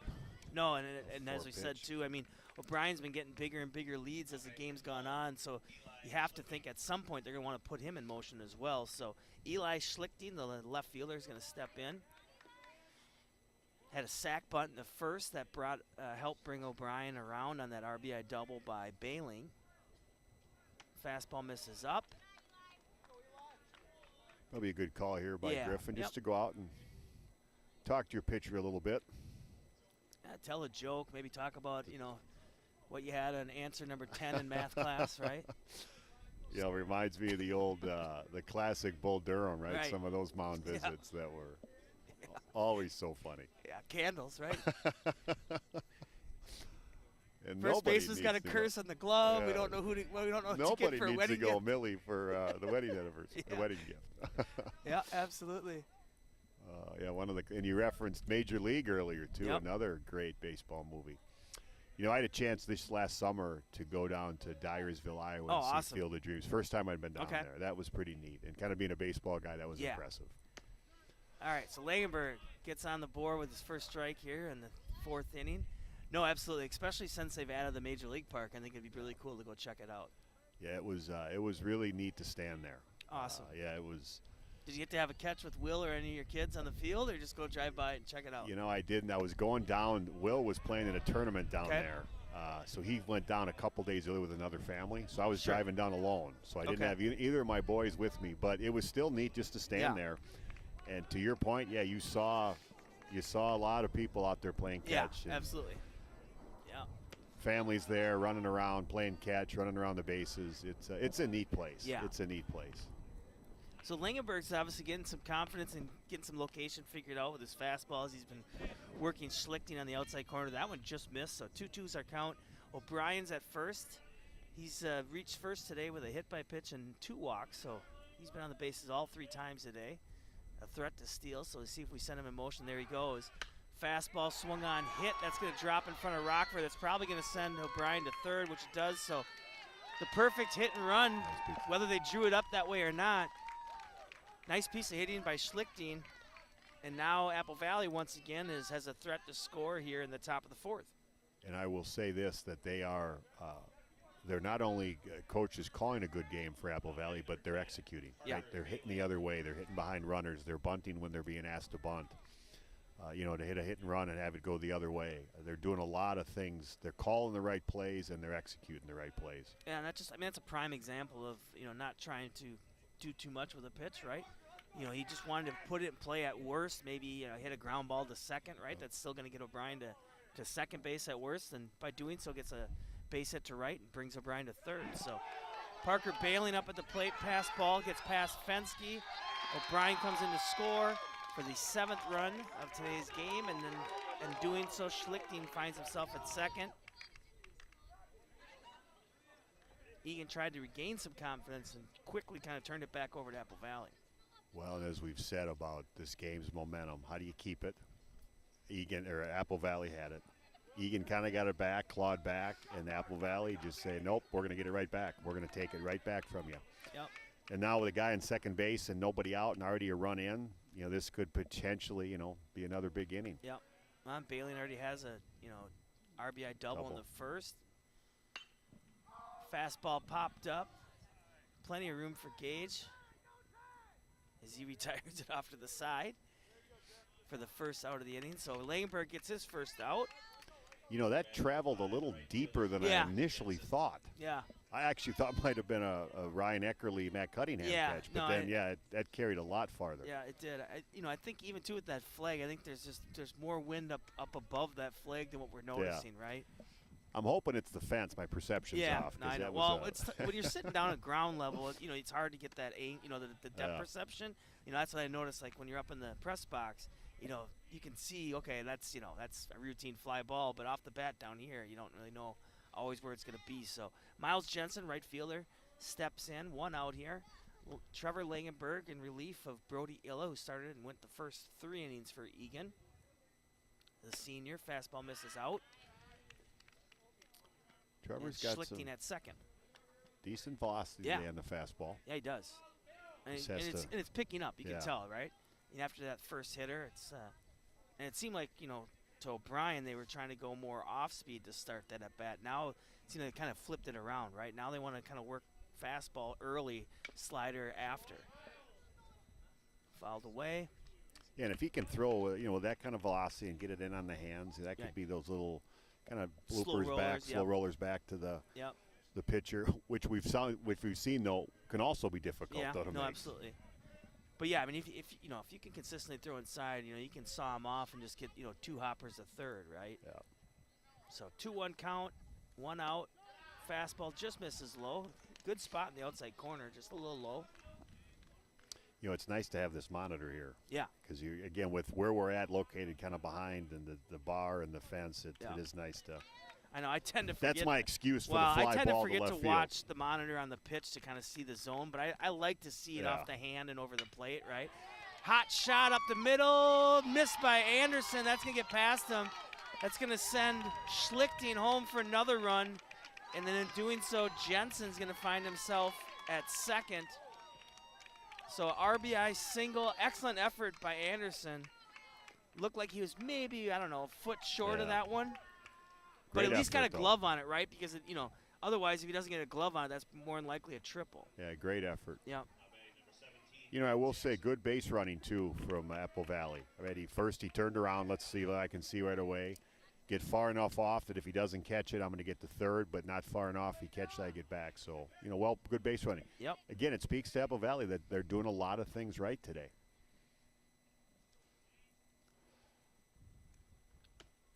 DH is hitting now is Ben Jackson.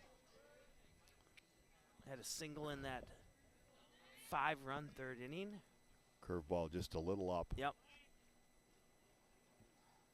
And Trevor's gotten behind a few hitters, and as we've said, that's not a good recipe when you. Jensen's at second. The wheel around turns into a box. That's going to send Jensen to third. Coach Butler's going to come and ask for some clarification.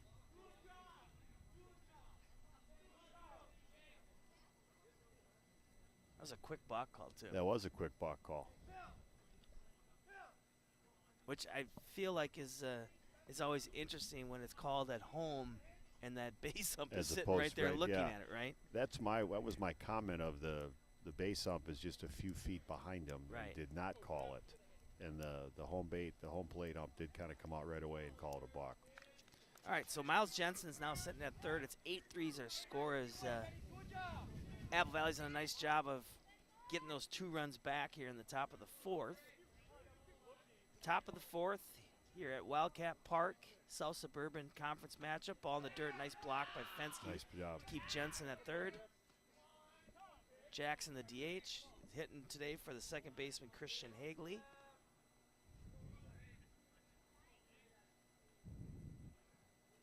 Yeah, and what you kind of noticed too is, when Apple Valley's came up, the game slowed down, right? Yeah. Because it's been longer at bats, longer innings.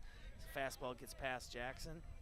Well, they're putting a lot of people on base, Right. and then they're able to do things, right? Yep. To hit and run, and the pace that Apple Valley is working at right now is definitely going to be in their favor. Yep. Fastball again, swung on and missed as the hat is lost. Two All good that pitches hockey there. here. Oh, that hockey. Big game for the Wild on Friday night Yeah. here with being down 3-2, so hopefully they can scratch one out on Friday. Fastball misses low. Yeah, I got to keep the Minnesota fan base alive, right? Yeah. We endure such a long winter. We want to have somewhat of enjoyment in the springtime. It seems like here the past week, the Timberwolves, Wild, and Twins have all played on the same night several times. Right.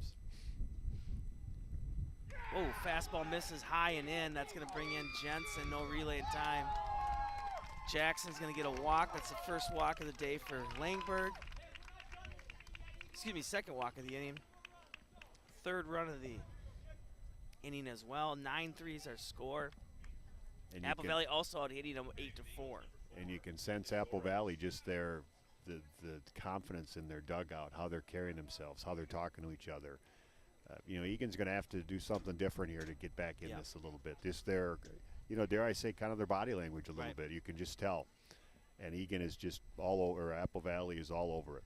And I think early in the season, you'd like to think that, when hitting's trying to catch up to pitching, and, you can't overlook anybody because, as we saw, Apple Valley came here ready to play and ready to swing. And right away off the gate, they've doubled them up in hits. They tripled them up on runs already. And, we're only in the 4th. There's still only one out. So, they've came here ready to not only play, but obviously ready to swing the bat, really, for the most part. And Eagan has had a few mental mistakes, which hasn't helped the cause either. Yeah, they like the one error on the board, obviously, but that, the big issue with that error was the catch, the transfer, which we thought was an out. Yeah. And then, all of a sudden you went from 2 outs or potentially getting out of the inning to bases loaded. It was still 1 out, and that allowed for that big inning. So Jackson at first, 1 out. Fastball in there for a strike. And this is the pitcher, Ethan Gorez. Gorez having a nice day on the mound, had an RBI single in that 5-run third. Has 6 strikeouts on the mound already through his 3 innings of work. Giving up those 4 hits and 3 runs. Fastball misses out. It looks like we do have some activity in the Apple Valley bullpen. Yeah, and maybe with this lead, it might be time to get some more guys going. I don't see maybe O'Brien. That's the number 5 over there. Ball crushed down the left field line, but that's plenty foul. Oh, excuse me. Yep, Miles Jensen looks like it's warming up a little bit in the bullpen. See, to your point, I don't know if Gorez was on a pitch count or if a 9-3 lead, they think they can, quote unquote, save him. Right. But he's pitched well. There's no doubt about that. Yep. Well, and the other thing too, another long inning. So maybe it might be something too that say, hey, you know what, you've been sitting for 2 innings now in the dugout for a while. Gorez has scattered, 4 Eagan hits, 5-6 strikeouts, through 3 innings. So 3 walks. Really that's really very impressive. Very impressive outing. And 2 of those Gorez. runs came on the 2-run homer by Fensky. So there's a nice fastball that gets past Gorez. So the pitcher takes down the pitcher for the second out. That's Langenberg's first strikeout of the day, and it's going to bring up the shortstop, the freshman Ryan Christensen.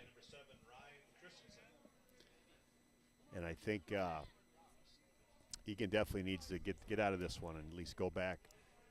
They're down 6, but as you know, you're just 4 more at bats still, so there's still some game left. They Get can the get bats to heat up, right? Yep.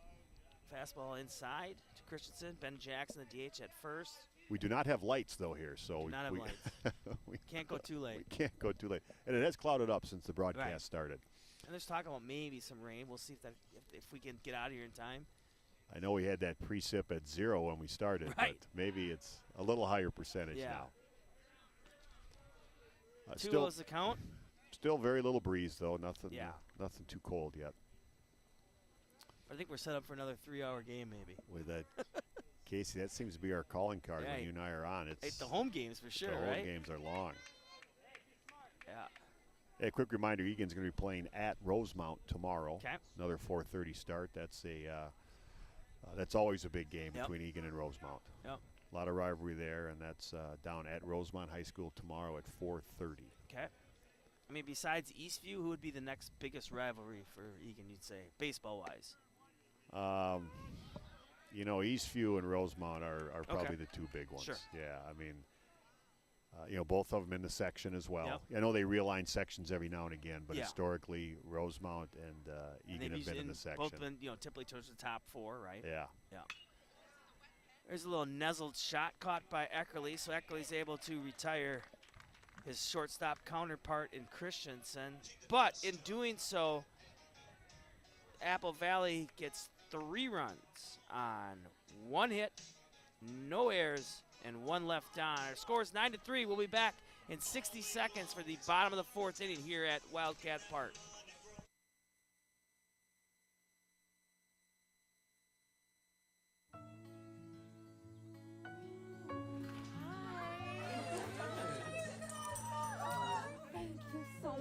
Fostering a pet for a friend or neighbor can keep families together. Learn more at petsandpeopletogether.org.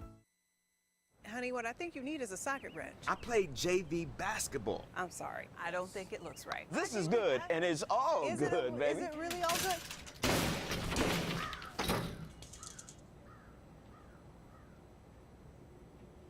If you love me enough to routinely test your handyman skills, not to mention the strength of your marriage, then of course you'll visit nhtsa.gov/therightseat to make sure I'm in the right car seat.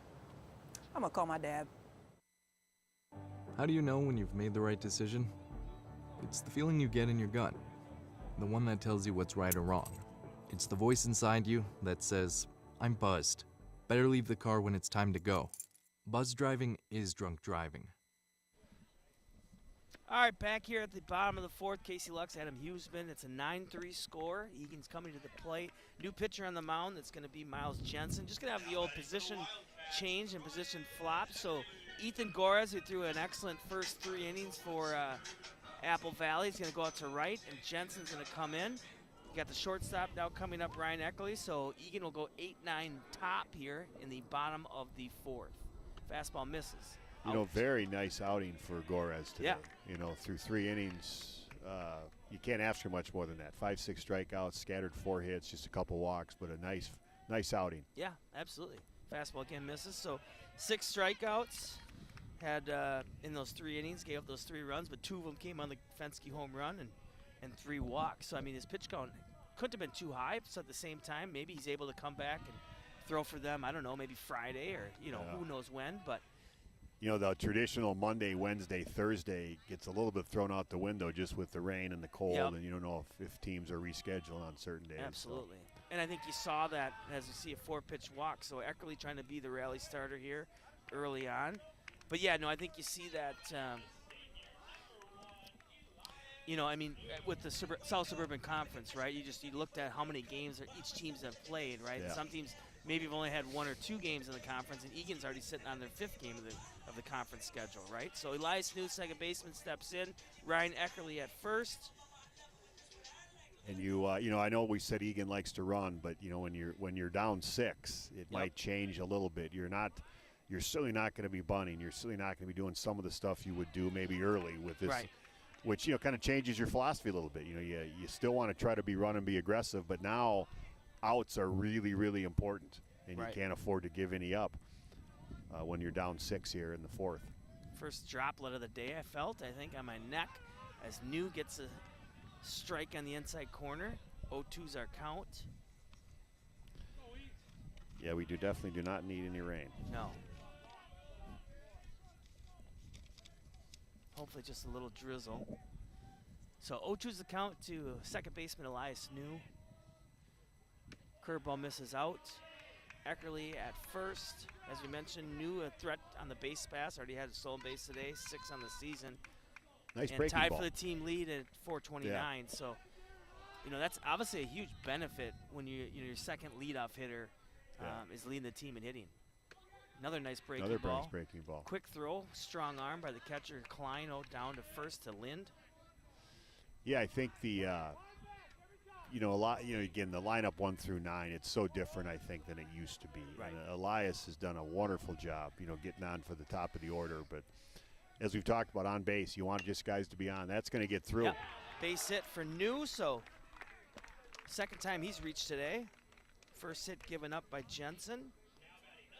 And Elias continues to be very, very productive at the plate. Absolutely. Whether it's a true base hit, they're just getting on base or finding ways to do it. So.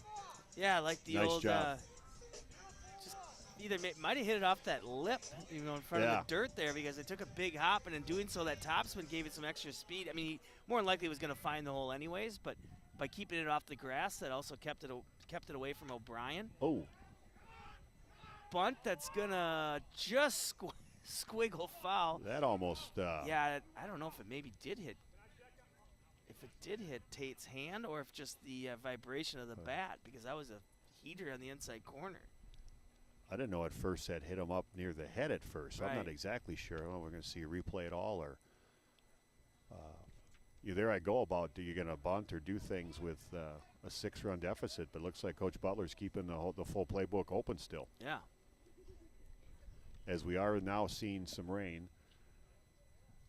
And an hour ago, we were talking about what a glorious afternoon. No rain coming. No rain and only 5-mile-an-hour wind, right? Sun was out at that time. And now here it comes. Felt like that was the first time we had a sunshine at an Eagan home game.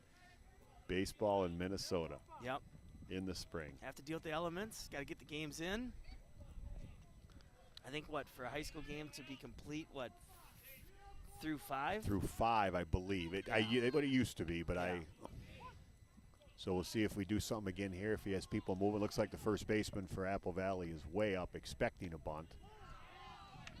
Fastball misses out, so 1-1's our count. Tate Gage, the left fielder. It looks like based on their defensive alignment, the third baseman appears to be staying back for Apple Valley, and they got the first baseman way in, which you would expect with a little protective bunt there. Yeah. Another high fastball. Well, now with 2 strikes, he's going to want to put it in play now.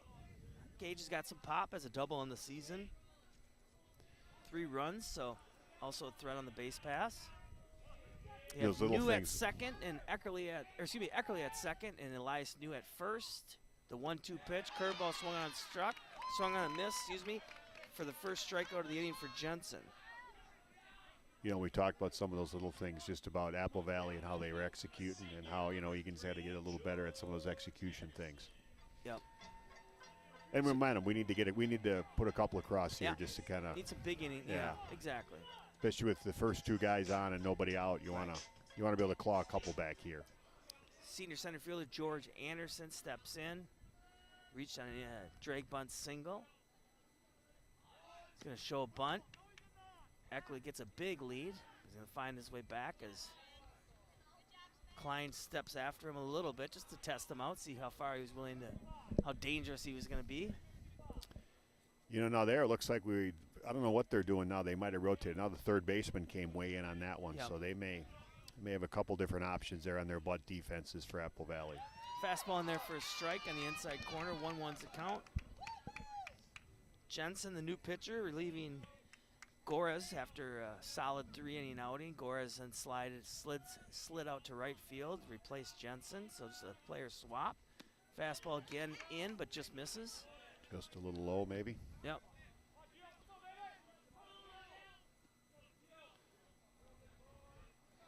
It's raining harder. Now our monitor's getting wet. Maybe we'll just see just a few drizzles. I'm hoping it's just I'm hoping that it's just a drizzle for half inning type of thing.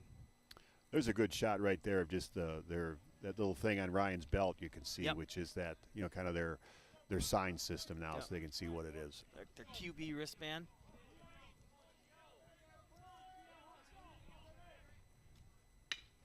Hot shot hit right at Hagley.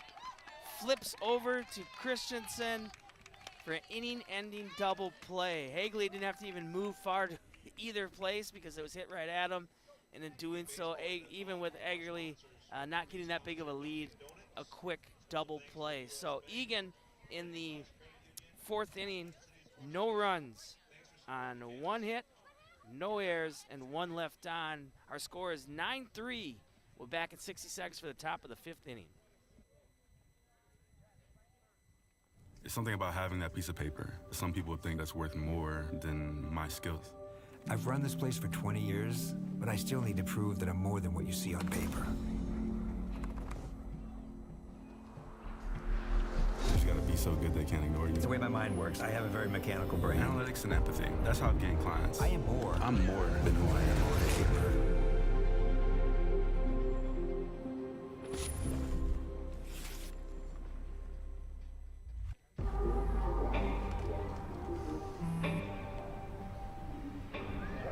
I don't know why you're so sad. You've got a roof over your head. You gotta stop with that depressing stuff. That's what white people think. You alright? It just feels like it's coming from everywhere.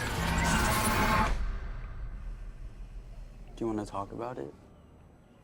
You can talk to me if you're feeling sad. Whenever you need to talk, I'm here, okay?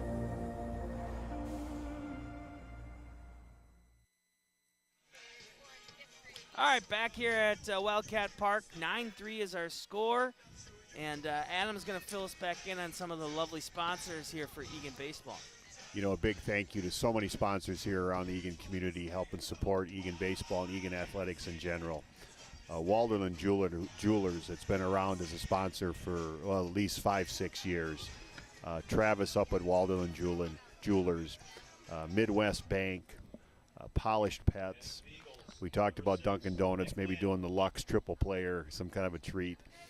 U.S. Bank, Affinity Plus Credit Union, TCO, which has done a lot of work with a lot of the student athletes here, keeping them healthy and safe. Eagan Arms, great sponsor. Chick-fil-A. Nick Lind is the hitter, the first baseman. Oh, nice play, nice effort there by excellent Griffin. Effort Tough by play. I didn't think that might stay in even for that matter.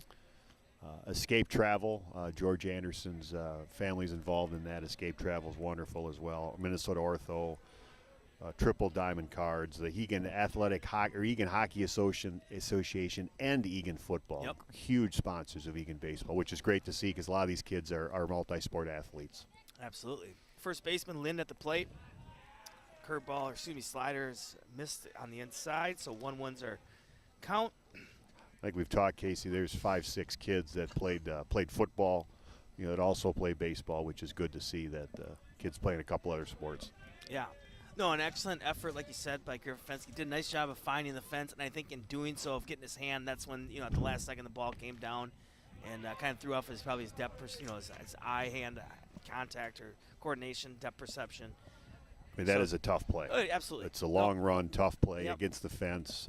It would have been an amazing catch. Yep.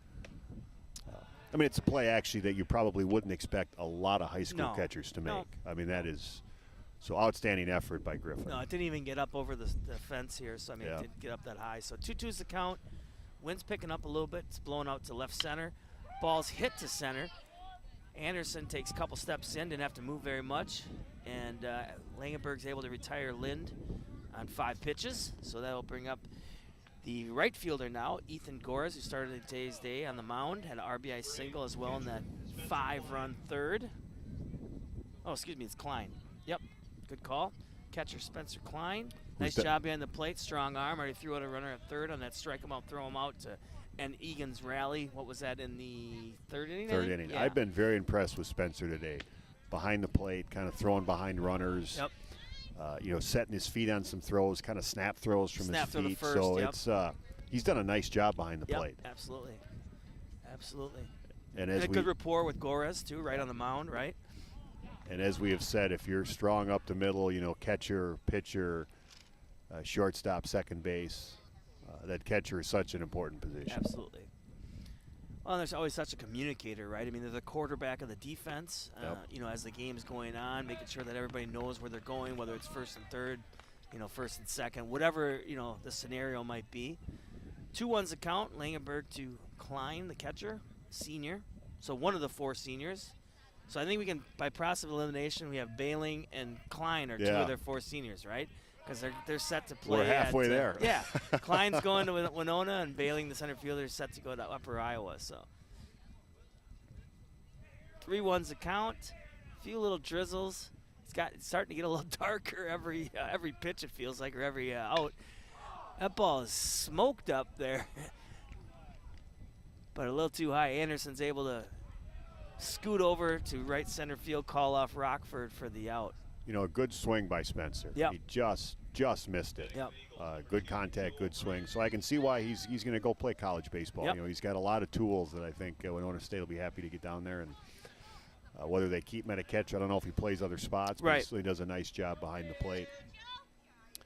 And it's nice for Eagan to get 2 outs here with nobody on. And Right. They haven't had a lot of this game. Absolutely. Well, and they haven't been able to retire the leadoff hitter Joe O'Brien all day either, as he's found his way to first on 2 walks and a hit by pitch, as came around and scored 2 runs today too. So this is kind of a key out. And Get the Eagan defense back in the dugout, see if they can kind of chip away at that lead, that deficit.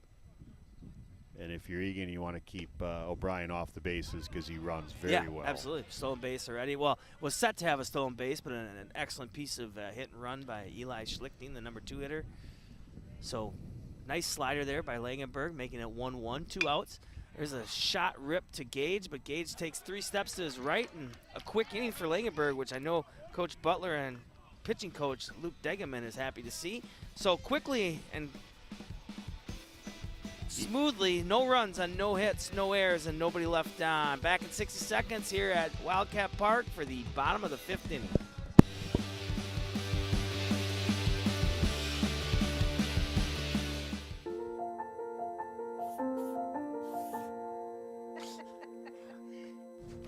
Do you want to go grab some frozen yogurt tonight? Maybe another time. Thanks, though. Hey, Charles, how do you like your burger? Ooh, well done, I hope. I love this tree.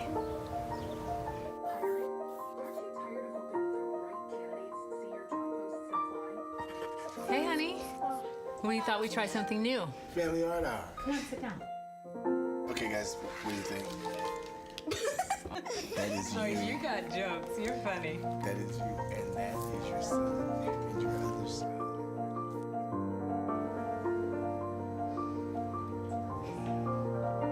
Learn about adopting a teen from foster care. You can't imagine the reward. Visit adoptuskids.org. Well, all right, back here for the bottom of the 5th. We have Miles Jensen coming out here for his second inning of work. Langenberg in relief of Brody Illa also went so far 2 innings and had a quick 1-2-3 inning. So that'll bring up the senior first baseman, Will Huseman, playing a different position today as he's the normal everyday third baseman. As the rain continues to come down now. Yeah. My hope for a half inning of rain, I don't know if that's going to happen.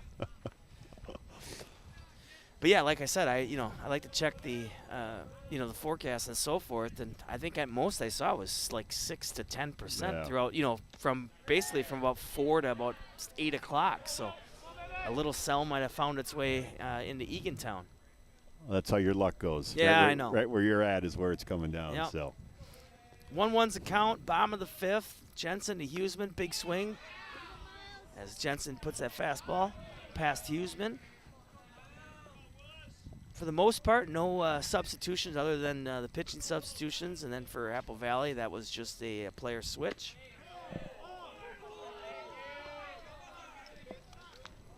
So 1-2-2 is now our count.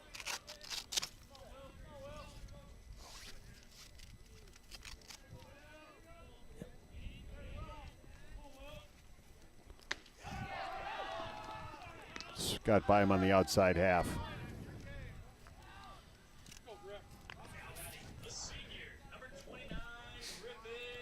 All right, Griffin Fensky comes in as we're doing a little work to try to keep that rain off of Yeah, the we monitor. were. They got this just brand new, so maybe by then, if they wouldn't have brought this today, there might not have been any rain. I don't know. We're getting the equipment covered up here, gang, so sorry about all that, but I think we're back now. Yeah, we're back. So Griffin Fensky, the 2-run homer that was bombed out to left field over the Green Monster. Is that what you guys typically call it? We call it the Green Monster, yep. And the rain continues to come down a little harder now, so. Yeah, we'll see if we can get this. This will be a full 7-inning game, or who Yeah, knows? we'll see. Jensen on the mound, Fensky at the plate. Looks like it might be okay here after this blows over a little bit behind it, so. I think it's more of a nuisance. Nice swing there by Griffin. Right on it. Yeah. Fouled straight back. Fensky's first home run of the season. And in doing so, then gave himself a team lead in RBIs. 2-1's the count, 1 out. Bottom of the 5th, 9-3's our score. Fastball on the outside corner there for a strike. So Jensen obviously finding the zone here as he works his second inning. I've been impressed with Goras and Jensen for Apple Valley. I mean, they're around the strike zone. Their off-speed stuff they're mixing in nice. They've really done a nice job. Yeah, and there it is. A nice, strong curveball that retires Fensky, and then that'll now bring up the right fielder, David Rockford. And that would be Jensen's second strikeout of today.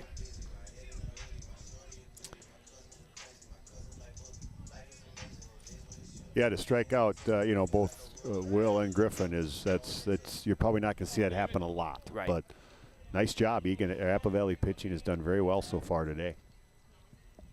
Rockford steps in, stays away from that fastball up. And that's a tough pitch to lay off, right? That one absolutely. that's just a little out of the zone, but it looks awfully nice coming in.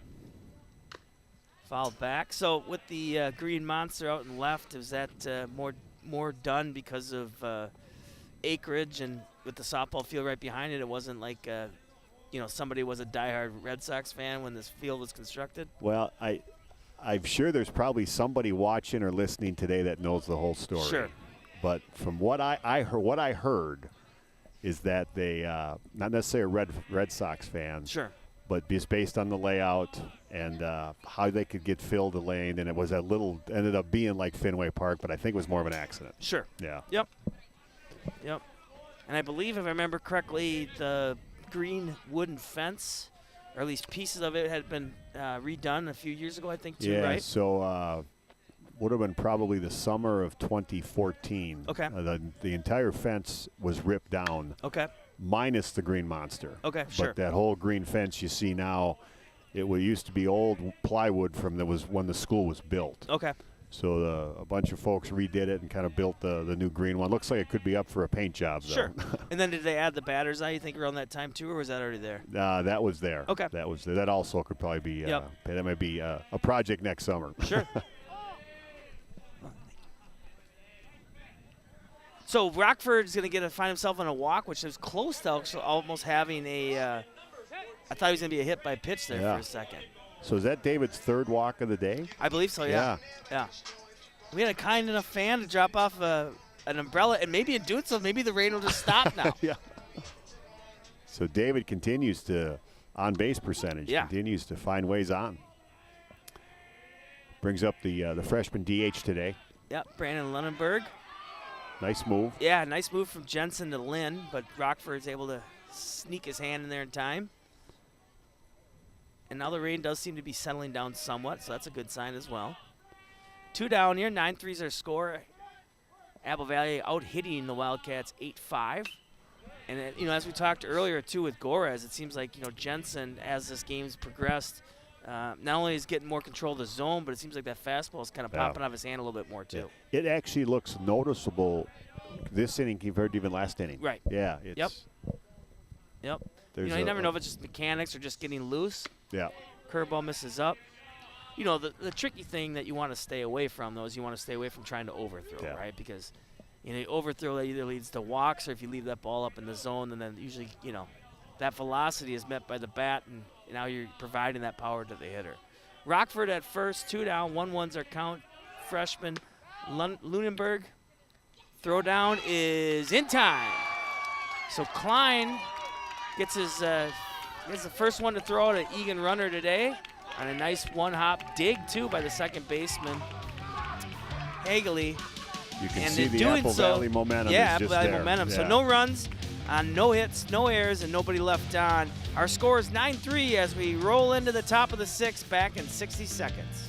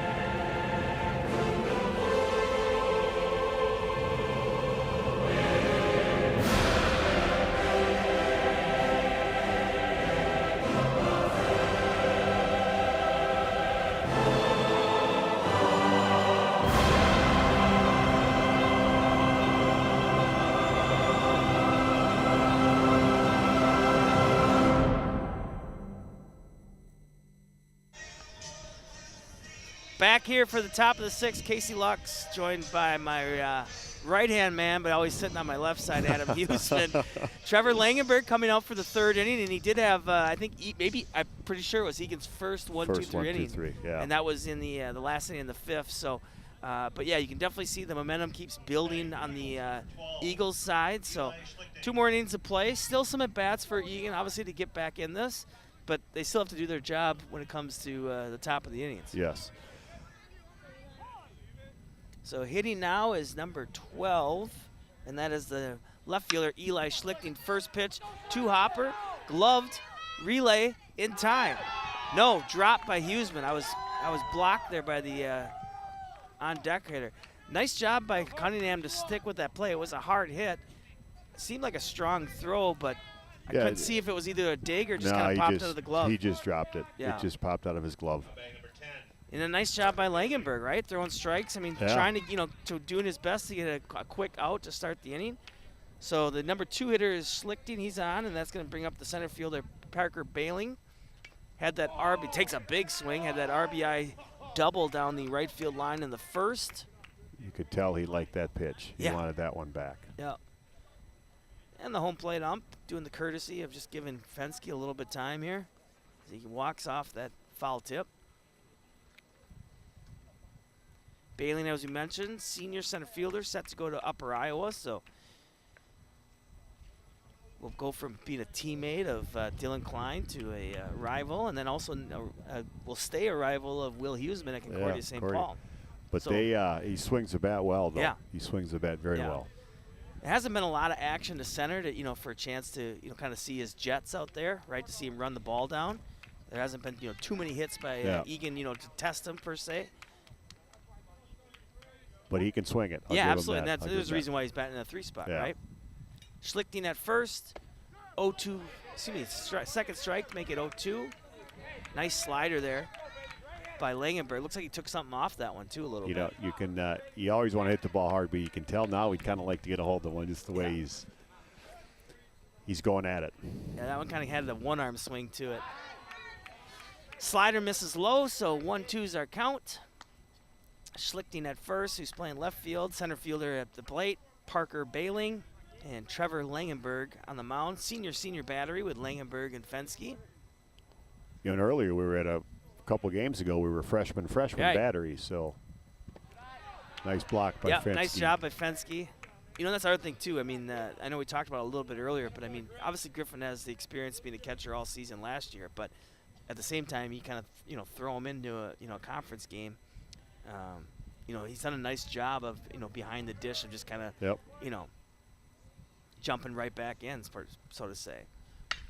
There's a ball hit hard to center field. That's going to get past Anderson. It's going to be a one hopper to the fence.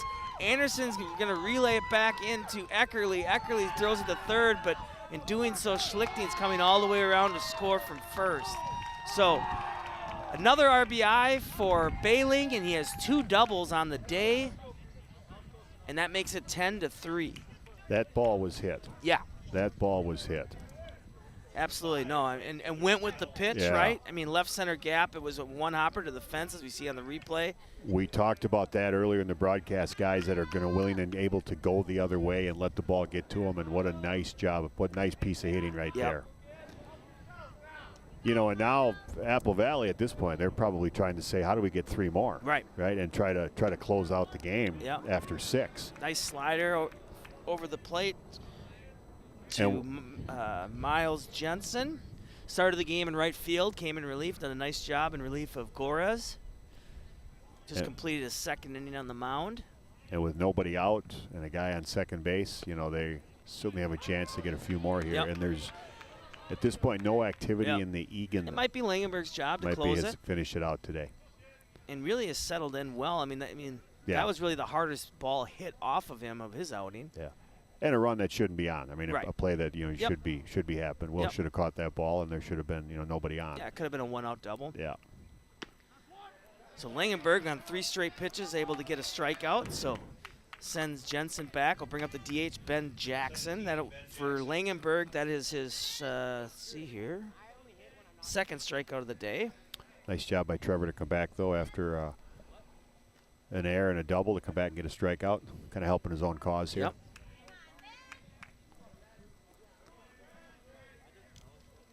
Brings up. DH is Ben Jackson. Ben Jackson. Yep, you got it.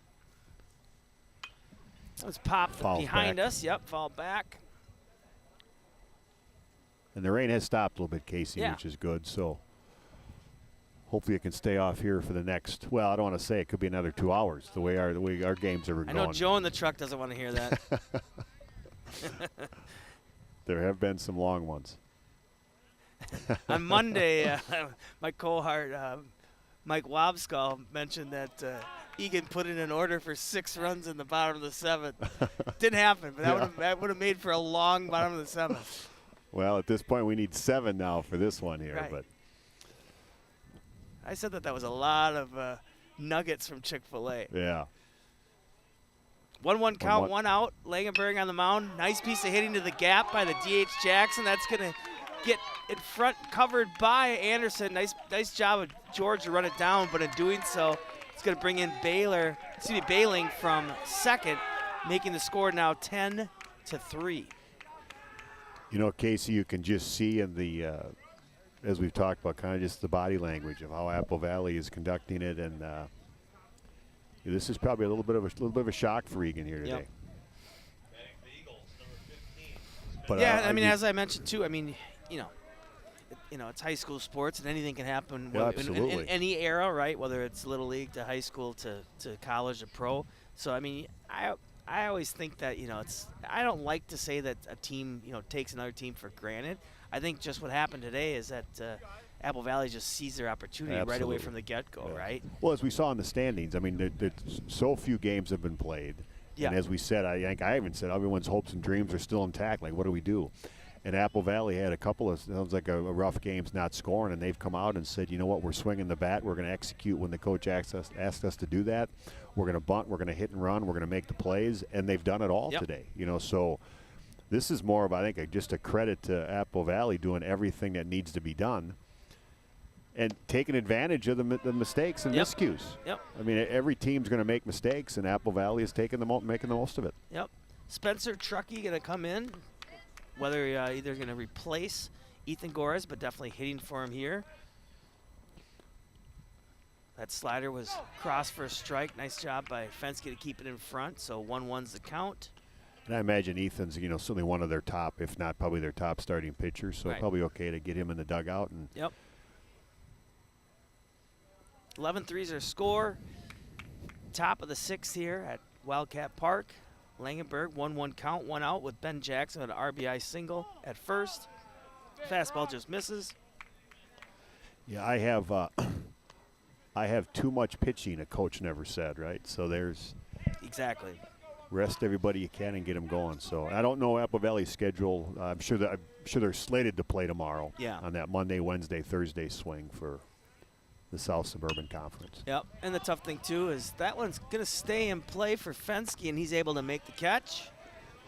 Nice job by Griffin. As well, we and the said other thing before, too those is are hard. with them only playing so far 3 conference games. I mean, there's potentially a makeup game set up for who knows, maybe Friday or early next week. So, everybody's going to be dealing with it, right? Some teams are going to, will get back to their normal schedule of 3 games, and other teams are going to have to play doubleheaders. So, pitching is always a premium, especially in a Minnesota, baseball spring season that keeps getting shrunk more and more because the snow never wants to leave, And right? everyone, I'm sure, is going to go have a week where they have 4 games. Yep. I mean, you can't get away from it. Yep.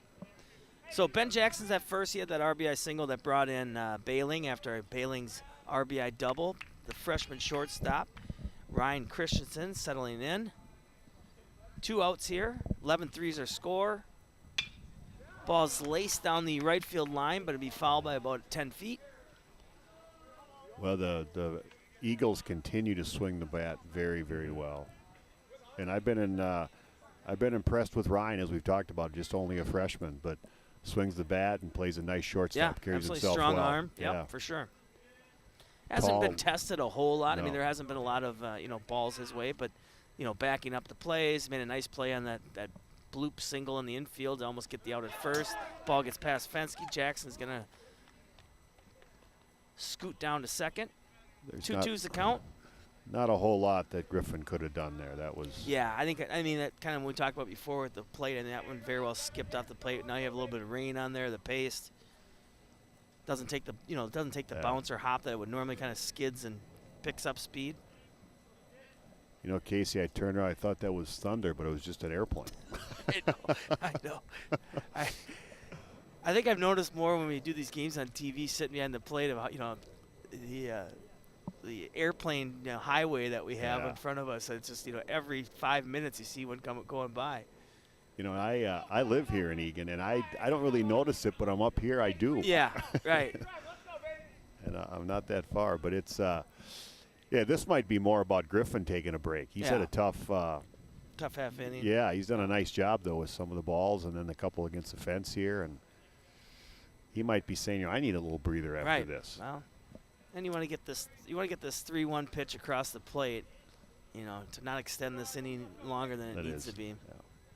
And again, still nobody in the Eagan bullpen, so as you said, probably Trevor's game here the rest of the way here to finish out the last 4 outs. And Eagan's, in Apple Valley, as we talked about, they've scored in bunches, 5 in the 3rd, 3 in the 4th, and 2 here now in the 6th, as he does come with that fastball for a strike, so 3-2's our count.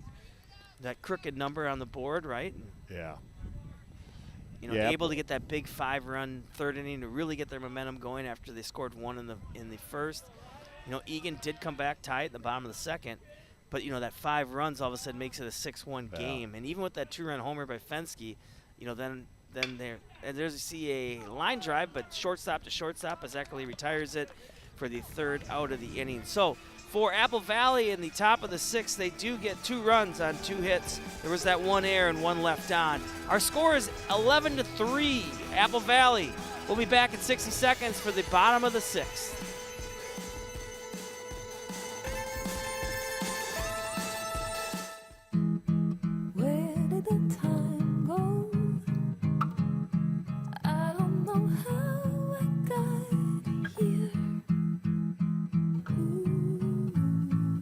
You've done the hard part. You quit smoking. Now do the easy part and get scanned for lung cancer.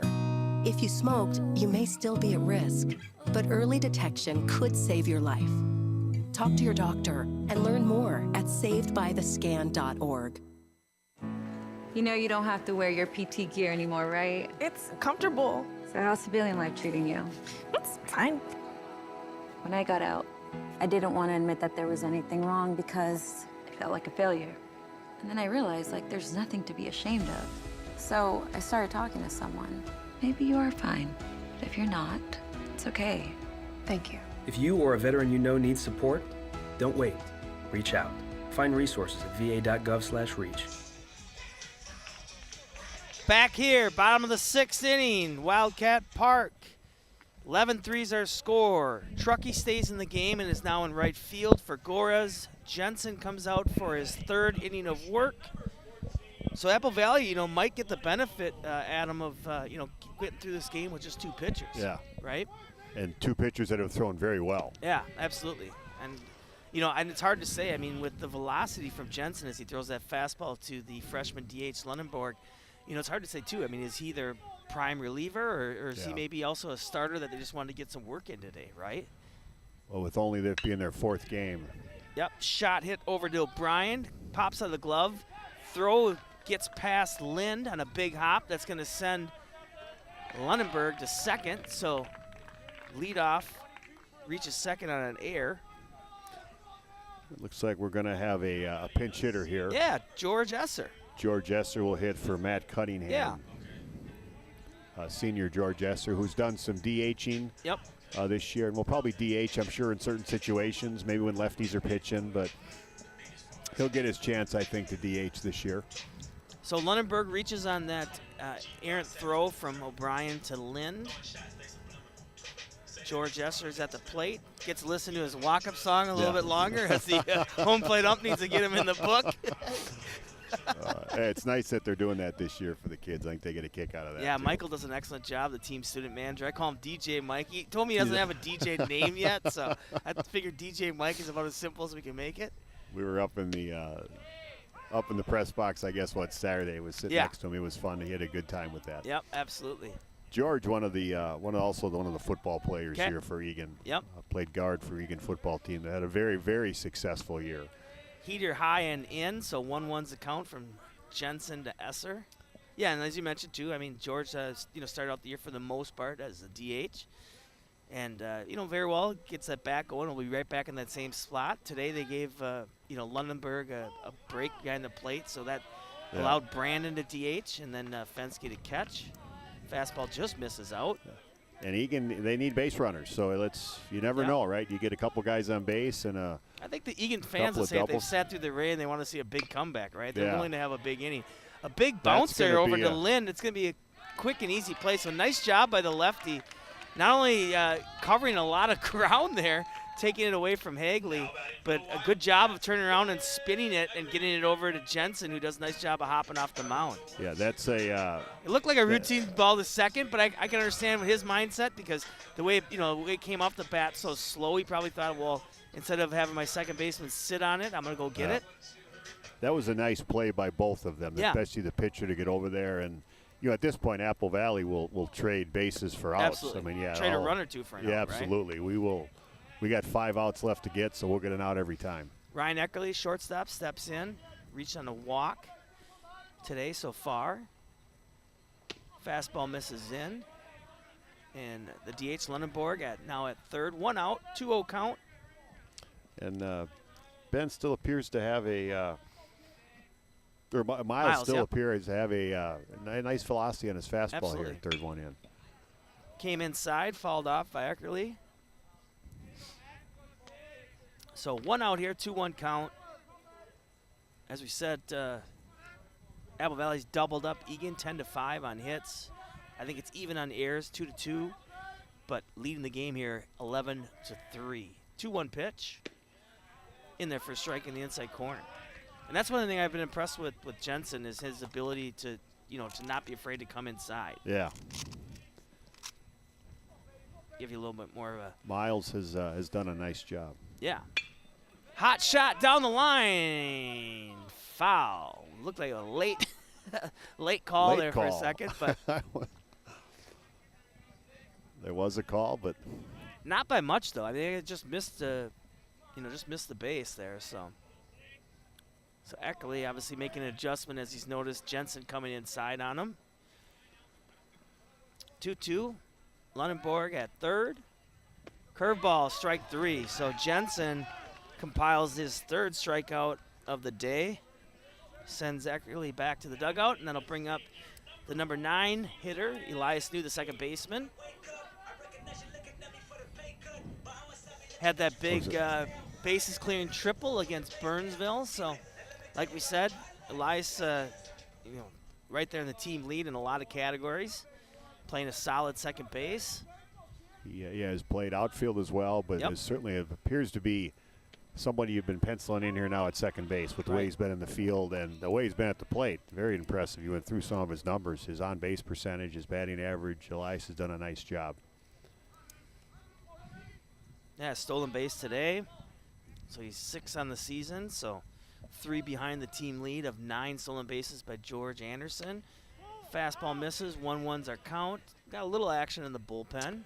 It looks like Matt Cunningham might be warming up a little bit, so it might be just an opportunity to get some work in and some innings. So Yep. We'll see how they slide the infield slide around. everybody over, yeah. Yep. Nice Boy, curveball by Jensen. That's one, the fastball's been there all game. It's the curveball that he's really been efficient with, and that is second, and now this is third inning. The breaking ball appears to be working very well. Yeah. Very well. Yeah. And a good, speed differential, right, between his fastball and curveball. And there he's able to get his 4th strikeout of the day as he sends Elias New back to the dugout. So Eagan does get Lunenburg on first on an error that rumbles over to second on that errant throw. But all in all, no runs on no hits. 1 error and 1 left on. 11-3 is our score. Back in 60 seconds to the top.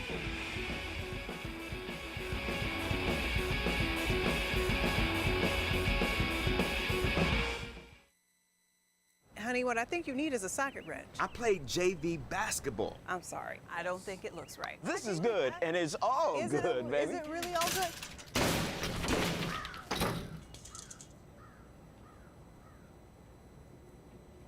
If you love me enough to routinely test your handyman skills, not to mention the strength of your marriage, then of course you'll visit nhtsa.gov/therightseat to make sure I'm in the right car seat. I'm gonna call my dad.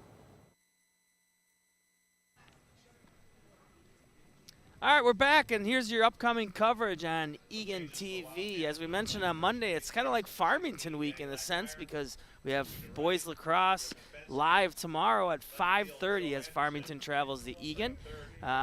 Also then girls lacrosse as well. Looks like that would be on Thursday at 7:30. Bloomington Kennedy taking on the Eagan girls, ladies. And then girls softball as well Friday. Burnsville at Eagan at 4:30. So you got plenty more Eagan TV and Eagan Wildcat action upcoming here the rest of this week. For the Wildcats, new pitcher on the mound is going to be Matt Cunningham.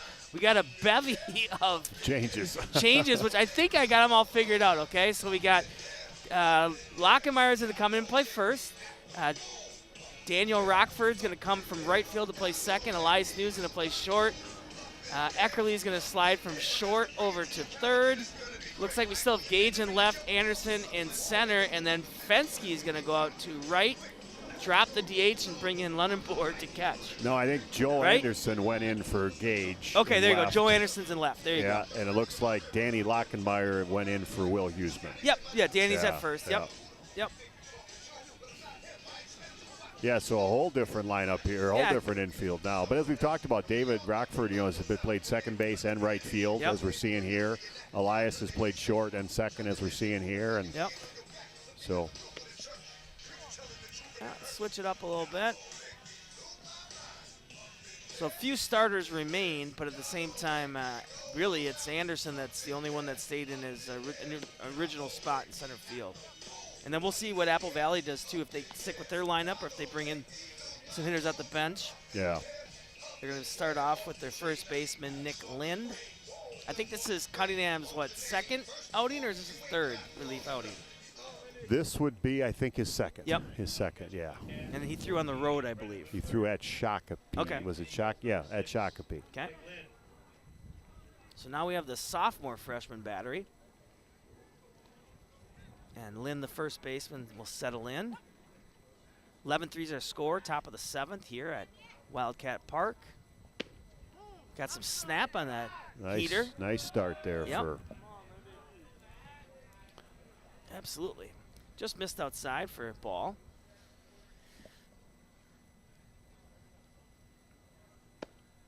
in there for a strike. Like- And that's the thing, too. I mean, it's the 7th inning. You know, you're down by, you're down 8. You know, you don't want to kind of get too cute around the plate, right? Just, rear back, throw strikes, get in a groove. There's a curveball. If you're Apple Valley, you just want to get out of here with your first victory of the year. Eagan came into today 2-2 in the South Suburban Conference. Apple Valley 0-3. Eagan overall 3-2 with that win over Grand Rapids. Rain starting to drizzle a little bit more. A little bit. We can't seem to get out of it here today. No. 3-1 count to Lynn, the first baseman. Fastball up. You know, that's been Egan's trouble today, the amount of leadoff guys that have got. I think we had the one inning where it was, other than that, it was. Yeah, we've only had 1, 2, 3 innings. Yeah. Yep. Egan only has. Apple Valley, a lot of leadoff people on base today. Yep. Catcher comes up, senior Spencer Klein with Lind on first. Yeah, it was interesting, too. Farmington, I think it was either 6 or 7 of their starting lineup were all lefties against, against Lockenmeyer. And then when they were bringing in guys off the bench to pinch in, it was more lefties. So I don't know. Like we said, we didn't know if it was something in the water, if it was, it's been like set down from Coach Graff that when every baby's born and it's a boy or girl, that they need to throw right and hit left. They're going to hit left-handed. Fastball misses, 1-1 count. Another number that I don't know if you caught on the broadcast that was pretty impressive is they had 110 kids try out at Farmington 9 through 12. Did they really? That's just an unbelievable number to me. Even for a 4A school. But, I mean, still to have that many kids that, are that interested in baseball, right? It is a growing community, but that's a lot of kids. Yeah. Well, it's great to see. Yeah. I mean, great to see. And if you're a baseball fan, you want to see that, right? Because I think that was a lot of the worry of Major League Baseball was the lack of enthusiasm behind baseball. And they were worried that, with the Major League games going so long, kids weren't watching, then kids weren't playing, and then now you'd have less kids coming through the programs of high school. And, there's so many things for kids to do in high school, not just the traditional sports now, but just the, track and lacrosse, which, again, isn't like it's brand new, but wasn't around, 25, 30 years ago. Tennis, so golf and tennis and all the arts and the academics, and there are so many options for kids. Which you want. Absolutely. But you also don't want to, see any of those programs, just barely hanging on, right? No, it's neat to see the opportunities that kids have and the ones that are doing a lot of them and enjoying them. Yep. 3-1 count to the number 9 hitter catcher Spencer Klein. Fastball swung on, offered at least. Fall tip. That was a nice pitch. That was a nice pitch. I see they must either have their own helmets. I just noticed that Klein has like the camouflage style helmet.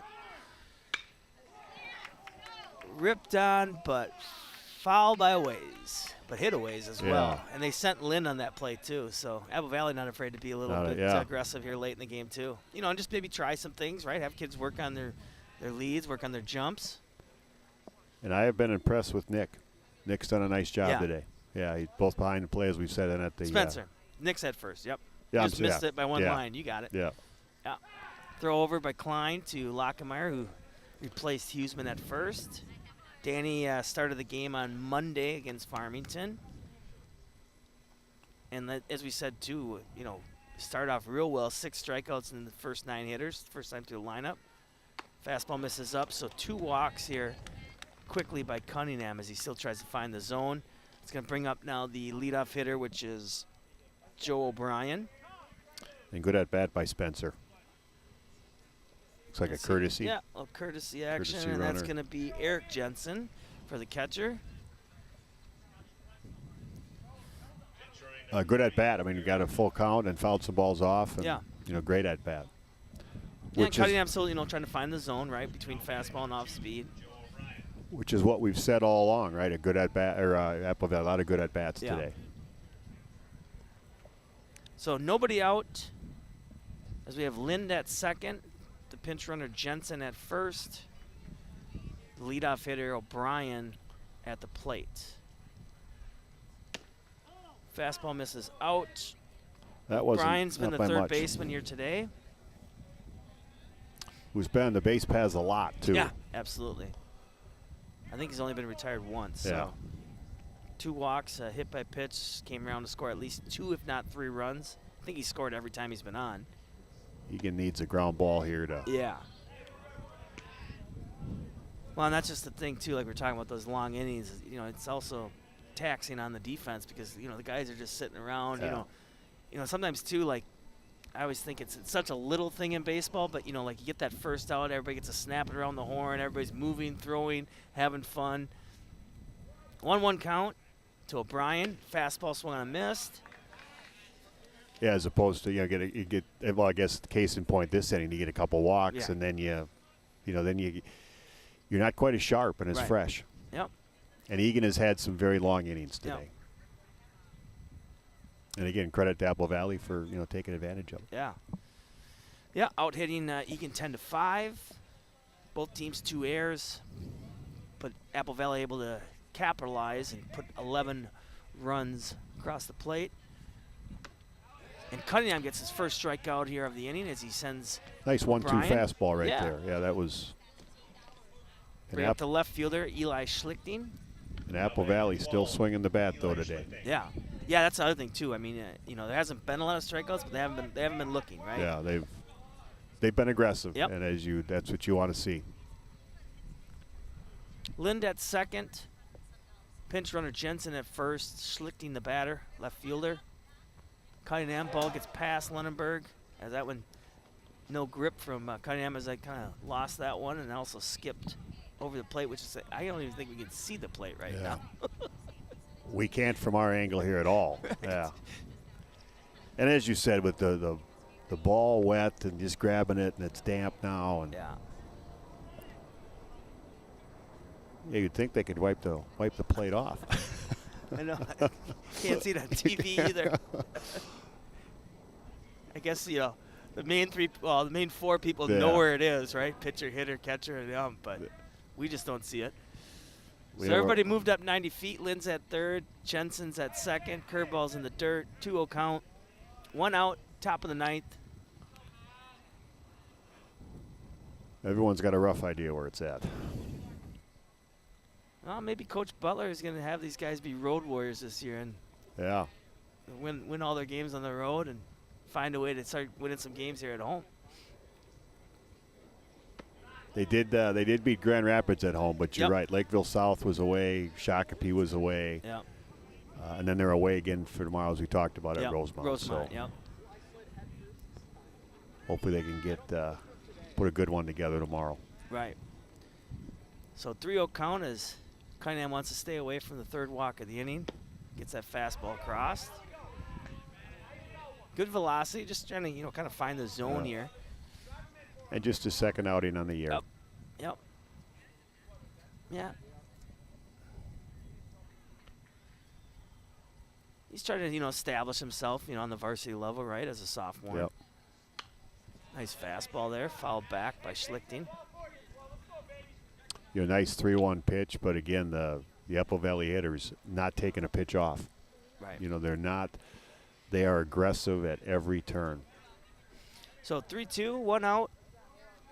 Lind reached base on a walk. Jensen pinch running for the catcher Spencer Klein, reached on a walk. Fastball on the outside corner just misses. Not by much. That was a nice pitch by Cunningham there for the third walk of the inning. So center fielder is going to come up. It'll be Parker Bailing. 2 doubles on the day, for sure 2 RBIs. 2 RBI doubles for that. That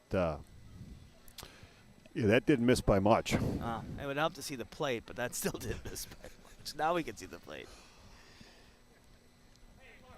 Little mound, make sure we know what they're doing. Obviously, with bases loaded, outs, anywhere we can go now. Yep. And Bailing's been a tough out today. Yeah, right? he has been. And for the most part, I think, and we'll see, maybe that was relayed in from the dugout, but I believe on both those doubles, they were first pitch fastballs, right? Yeah. One down the first base line, and then one to the, smoke to the left field gap, right? One hopper to the fence, right? I mean, that for a second there had a chance that we thought might have been out. And he does swing on the first pitch. Another big blast to center. Anderson's going to give her a chase over his head. Bailing's going to go for another double. It actually holds up at first. 1 run comes across as It's the rarest way that I've ever seen people just go 90 feet at a ball at the base of the fence. To 3-8. I think everybody was watching it for a grand slam. The other thing, though, is I think part of it, as I was watching the runners, is, I mean, everybody went back to tag up. You know, George did have a good beat on it in center. I thought there might be a chance that he'd have, you know, somewhat of a miraculous type of catch. But, yeah, I mean, Bailey came out of the box hot, and he was halfway to second and realized that I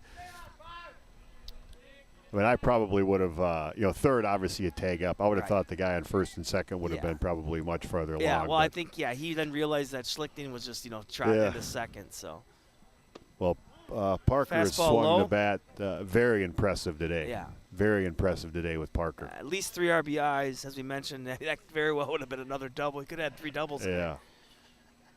I mean, just swinging the bat really well. And as you said, jumped on the first pitch. Yeah. Let's not wait. Let's go get it. So. Well, and, you know, and the thing, you know, the smart piece of hitting there is that fastball misses is, you know, there's been 3 walks this inning, right? And, you know, he just got done watching Schlichting get a walk, so he knew that obviously Cunningham more than likely has to throw a fastball. So if it's in that zone, that's why he was ready to hit. And as we said, Parker going to Upper Iowa, so they Yep. at least today he's showing us why. Yeah, I mean, sure. He's for sure. Well, so once again, quickly 3-0 to Miles Jensen. Started today in right. Came in relief of Gorez. In there for a strike. And you know what I will say is, you know, yes, there's been some walks here, but every Apple Valley hitter is not saying, okay, he's throwing 5-6 balls in the row, I'm going to get a ball. They're going up there and still being aggressive because they'll walk the bases loaded and somebody hits a double. And that just approach, that's I've been impressed with them today. Yep. Cunningham comes back. Off speed, yep, nice pitch. Swung on a miss by Jensen. Because, you know, they can say, 8 in a row, and then you get up there and you're like, I'm just going to wait here then, and they're not. They're like, no, we're going to, I'm here to swing. Yep, so absolutely. Well, and they came in today, you know, first 2 games they were shut out and 10-run, 13-3. So, you know, they were itching to score some runs, and obviously they've done that. Obviously they.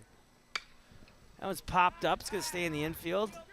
Let's see if it's going to be who's going to take the call, and it's Eckerly from third. So, nice job, though, by Cunningham. Come back from 3-0. Yep. Able to get Jensen, and then I'll bring up the DH, Ben Jackson. 2 down. Bases are loaded. We have the pinch runner, Jensen. Pinch running for the catcher, Klein at third. Schlichting at second. Bailing at first. Jackson at the plate. 12-3 our score. Apple Valley out hitting the Wildcats 11-5. Both teams with 2 errors on the day. You know, 11 hits on, or 12 runs on 11 hits. But again, we said they've been spot on, just timely. Yep. And for the most part, they've been singles. I mean, Bailing has the 2 doubles essentially, but other than that, it's 9 singles. Yeah. Which I still don't know how a 390-foot ball to left center is a single, but hey. I know. Yeah. Well, Casey, I think this is the first game we've done that we haven't seen a double play. Yeah, I would say so. And we're not going to get one here, at least. So if anything, it'll be the bottom of the seventh. But yeah, no, I mean Eagan, like we said, I mean excellent, fielding early on in the season. I mean right away that first game, 2 double plays, a double play, Grand Rapids. I mean. Yeah. Oh, there we go. From the truck. You know, that was on the Apple Valley side. Apple Valley side. Yeah. That was the line. Yeah, double play ball on the hot shot to second that doubled up Eckerly. That's right. When he was on second base. That's the crack. Joe from the truck. I like Joe it. from the truck all over it. Joe from the truck. 2-1 count, fastball in there for a strike. I was ready to call that before he did. Yeah. I knew that was a strike. I was thinking a traditional ground ball, but yeah, I think after this half inning, Casey and I are going to hang it up, and Joe, why don't you come on out here and take over? There's also an inning-ending double play on the strike him out, throw him out. That's too, right. Third. So I stand. But we were talking about corrected. we were talking about Eagan defense there for a second, but almost could have had a funky double play on that ball hit. Ball smashed to left to Anderson. Nice job by Joe. Jackson has swinging a hot bat from the DH spot. So Apple Valley, though, does get another run across the board on 1 run on 1 hit, no errors. 3 left on. Our score is 12-3. We're back in 60 seconds for the bottom of the 7th at Wildcat Park.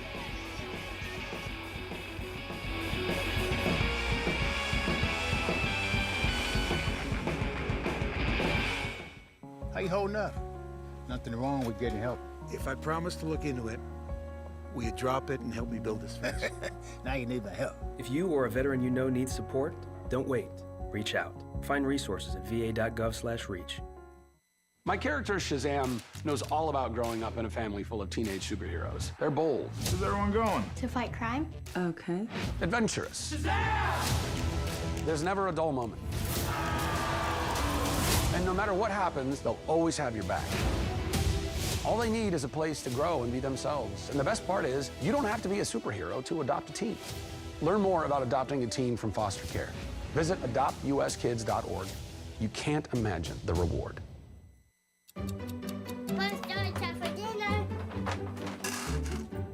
Donating pet food can keep families together. Pets and people belong together. Learn more at petsandpeopletogether.org. Back here, bottom of the 7th, 12-3 is the score. South Suburban Conference action. Joe Anderson's going to come up to the plate. Came in last inning for Tate Gage, the left fielder. So we'll be the top of the lineup, as we'll see Gage, Anderson, and then Lockenmeyer. Looks like they got maybe a pinch hitter as well for George Anderson. Okay. Yeah. Yep. Chris Egglestream looks like to be on the going to take some swings next at bat. So Jensen's called upon for his 4th inning of work. So far, he's had 4 strikeouts, only giving up the 1 hit and 1 walk. So excellent job for Jensen coming in to replace Gorez. The Apple Valley pitching has been very good today, as we've talked about. They're going to have, it looks like, get through 2 pitchers today, both through very, very well. Yep. 1-1 count. Reigns hopefully stayed away now for the rest of the game. Ground ball, backhanded by Christensen. The long throw across the diamond, not in time for Anderson. Infield hit for Anderson. Casey again for a freshman to go that deep in the hole, backhand. And that was a nice play. Yeah. I mean, again, that's a nice play for anybody. It's a long throw. Yeah, it actually looked too that he was trying to kind of set on that back foot to throw. He kind of kind of slipped, just maybe a little wet dirt, and that might have affected the throw. Right? It just didn't seem like he was able to get maybe as much as he wanted to get on it. Pulled Lind off the base a little bit, and then we're gonna see number 12 Chris Eggleston gonna come in and hit for George Anderson. And this is another sibling that played baseball for Eagan, his older brother. Yep. Shot hit to over to third, pop fly. A big lead by Anderson. Or excuse me, I don't know if he just didn't see, maybe thought that ball hit off the dirt. Yeah, so Eggleston retired on 1 pitch on that fly ball over to O'Brien, infield fly. He did coax a throw, I guess, but yeah, I don't know exactly what was going on. I guess I didn't see. Maybe it was a hit and run. I don't know if he was taking off. It almost had to have been, because you wouldn't think it'd been that far off the base. Yeah. But we've seen a lot today. He was half the second, so we've seen a lot today. Alrighty, so now is Danny Lockenmeyer, because he came in, replaced Will Huseman at first. So Danny up at the plate, senior, as you said, started on Monday against Farmington. Ball in the dirt. Joe Anderson at first. Joe's got some speed as well, as he has triple on the season, a stolen base as well. Although you are down 12-3 and you have a strong catcher behind the plate, so I doubt we're going to see a whole lot of aggressiveness on the base pass. Fensky on deck. Junior Danny Lockenmeyer, yep. Ball low. 3-0 looked like he was taken, yeah. So 4-pitch walk. That's only the second of the day by Jensen. Griffin Fensky's going to come up. Already has a 2-run homer. And that was in the bottom of the 3rd off of Gorez. And at that time, it made it 6-3. At the same time, too, Eagan was able to get a few more runners on base. And then they had that strikeout, throw him out with runners on first and second. So, I mean, very well could have been second and third, 2 outs. Maybe you get even a bloop hit, and before you know it could have been 6-5, but that wasn't the case. Anderson at second, Lockemeyer at first, Fenske at the plate. Jensen still on the mound. Klein is their catcher. As we mentioned before, too, Truckee came in and pinch hit for Goras in the top of the 7th, and now is in right field. Otherwise, the same lineup defensively for Apple Valley Eagles. 2-1 now. He sees a fastball in the outside corner for a strike. And you don't know if Eagan is taken here at all, or if they're just It might be taking a strike yeah. potentially, or maybe tell some of your more aggressive hitters that you have to take a strike. Another one skied to left. That's going to be out out got again. The distance, and a 3-run shot for Fenske. Another fence topper for Fenske. A Wildcat Jack going to make it 12-6. So Fenske's definitely added to some of his offensive statistics. 2 home runs today, 5 RBIs. So now he's up to 9 RBIs on the season. I just, I can't call a home run right away because, that fence is out there. Yeah. Even when you get it up high, maybe it's us sitting down here in the fence, our fence in our way, but I wanted to think that one was out of there right off the bat. Yeah, he's had a couple of nice swings today. And he was struggling a little bit early on, so it's nice to see him kind of get back into it. Nope, absolutely. Absolutely. And there's a lot of guys that can provide some timely hitting. As we see first pitch swinging, David Rockford gets a single. Which is now David 4 times on base today. Correct.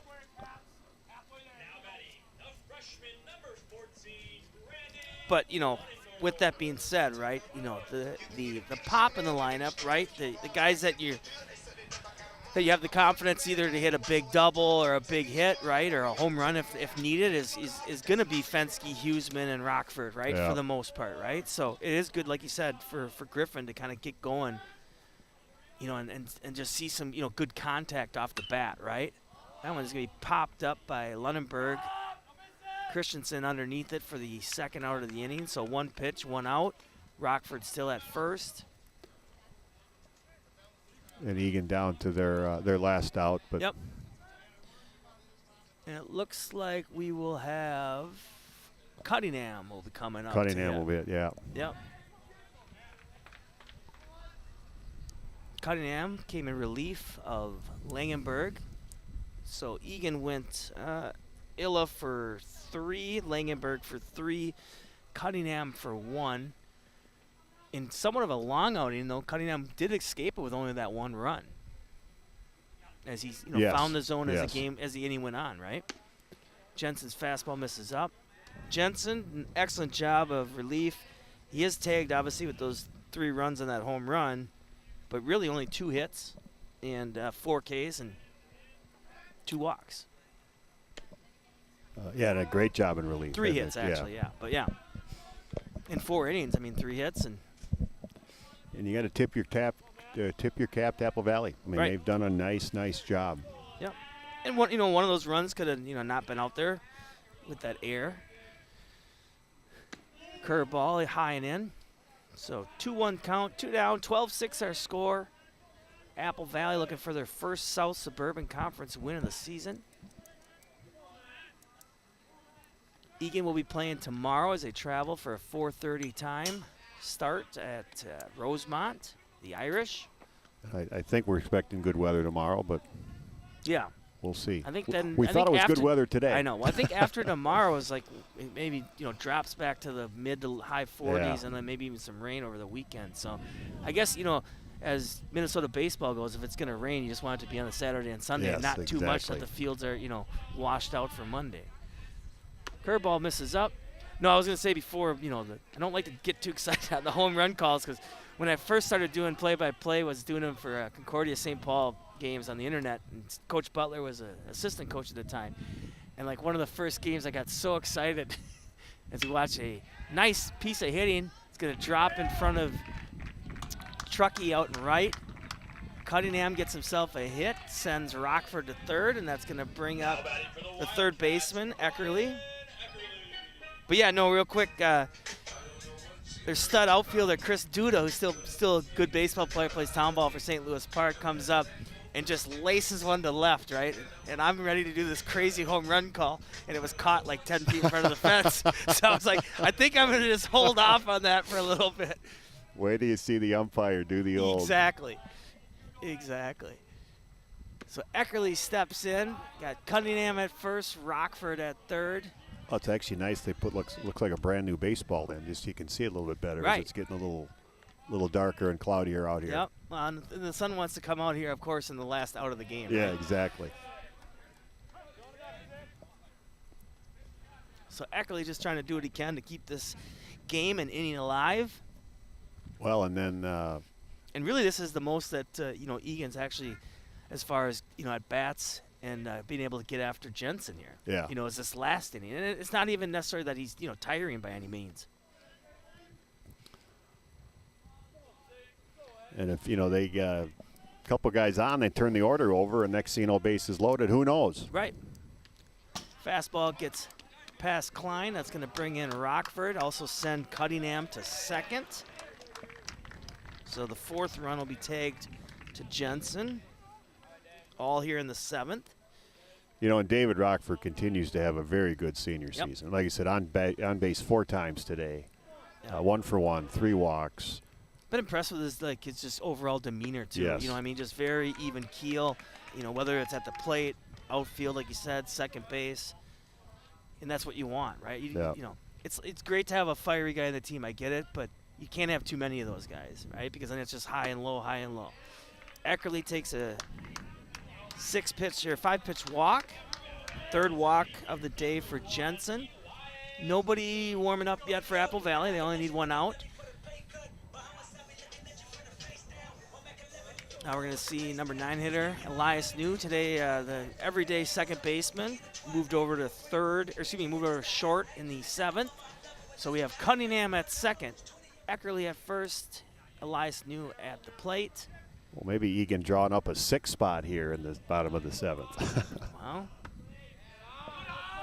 Jensen's just kind of, it doesn't seem like he's overthrowing. I don't think it's a grip thing either. Just this fastball is just getting a little away from him, a little high. Wind picking up a little bit still to that left center gap. There's a fastball on the outside corner. And as they say, sometimes the last out's the toughest, right? Well, like if you were playing, you always say kind of yourself, don't be the last out. Exactly. Right? Don't be the last out, and we need a few more of those. Big swing by New, so 1-2 count. And I'm sure for Apple Valley too, it's just the excitement of working their way for their first win of the season, right? Yeah. And nobody with 2 outs in the 7th, you wouldn't think so, but nobody in the Apple Valley bullpen, so he'll finish it up there. Fastball comes in. Oh, it actually catches New, so New's going to find himself on first. It's going to bring out Coach Goodman for just a quick mound visit. So base will be loaded. We'll have Cunningham at third, Eckerly at second, New at first, and Joe Anderson up at the plate.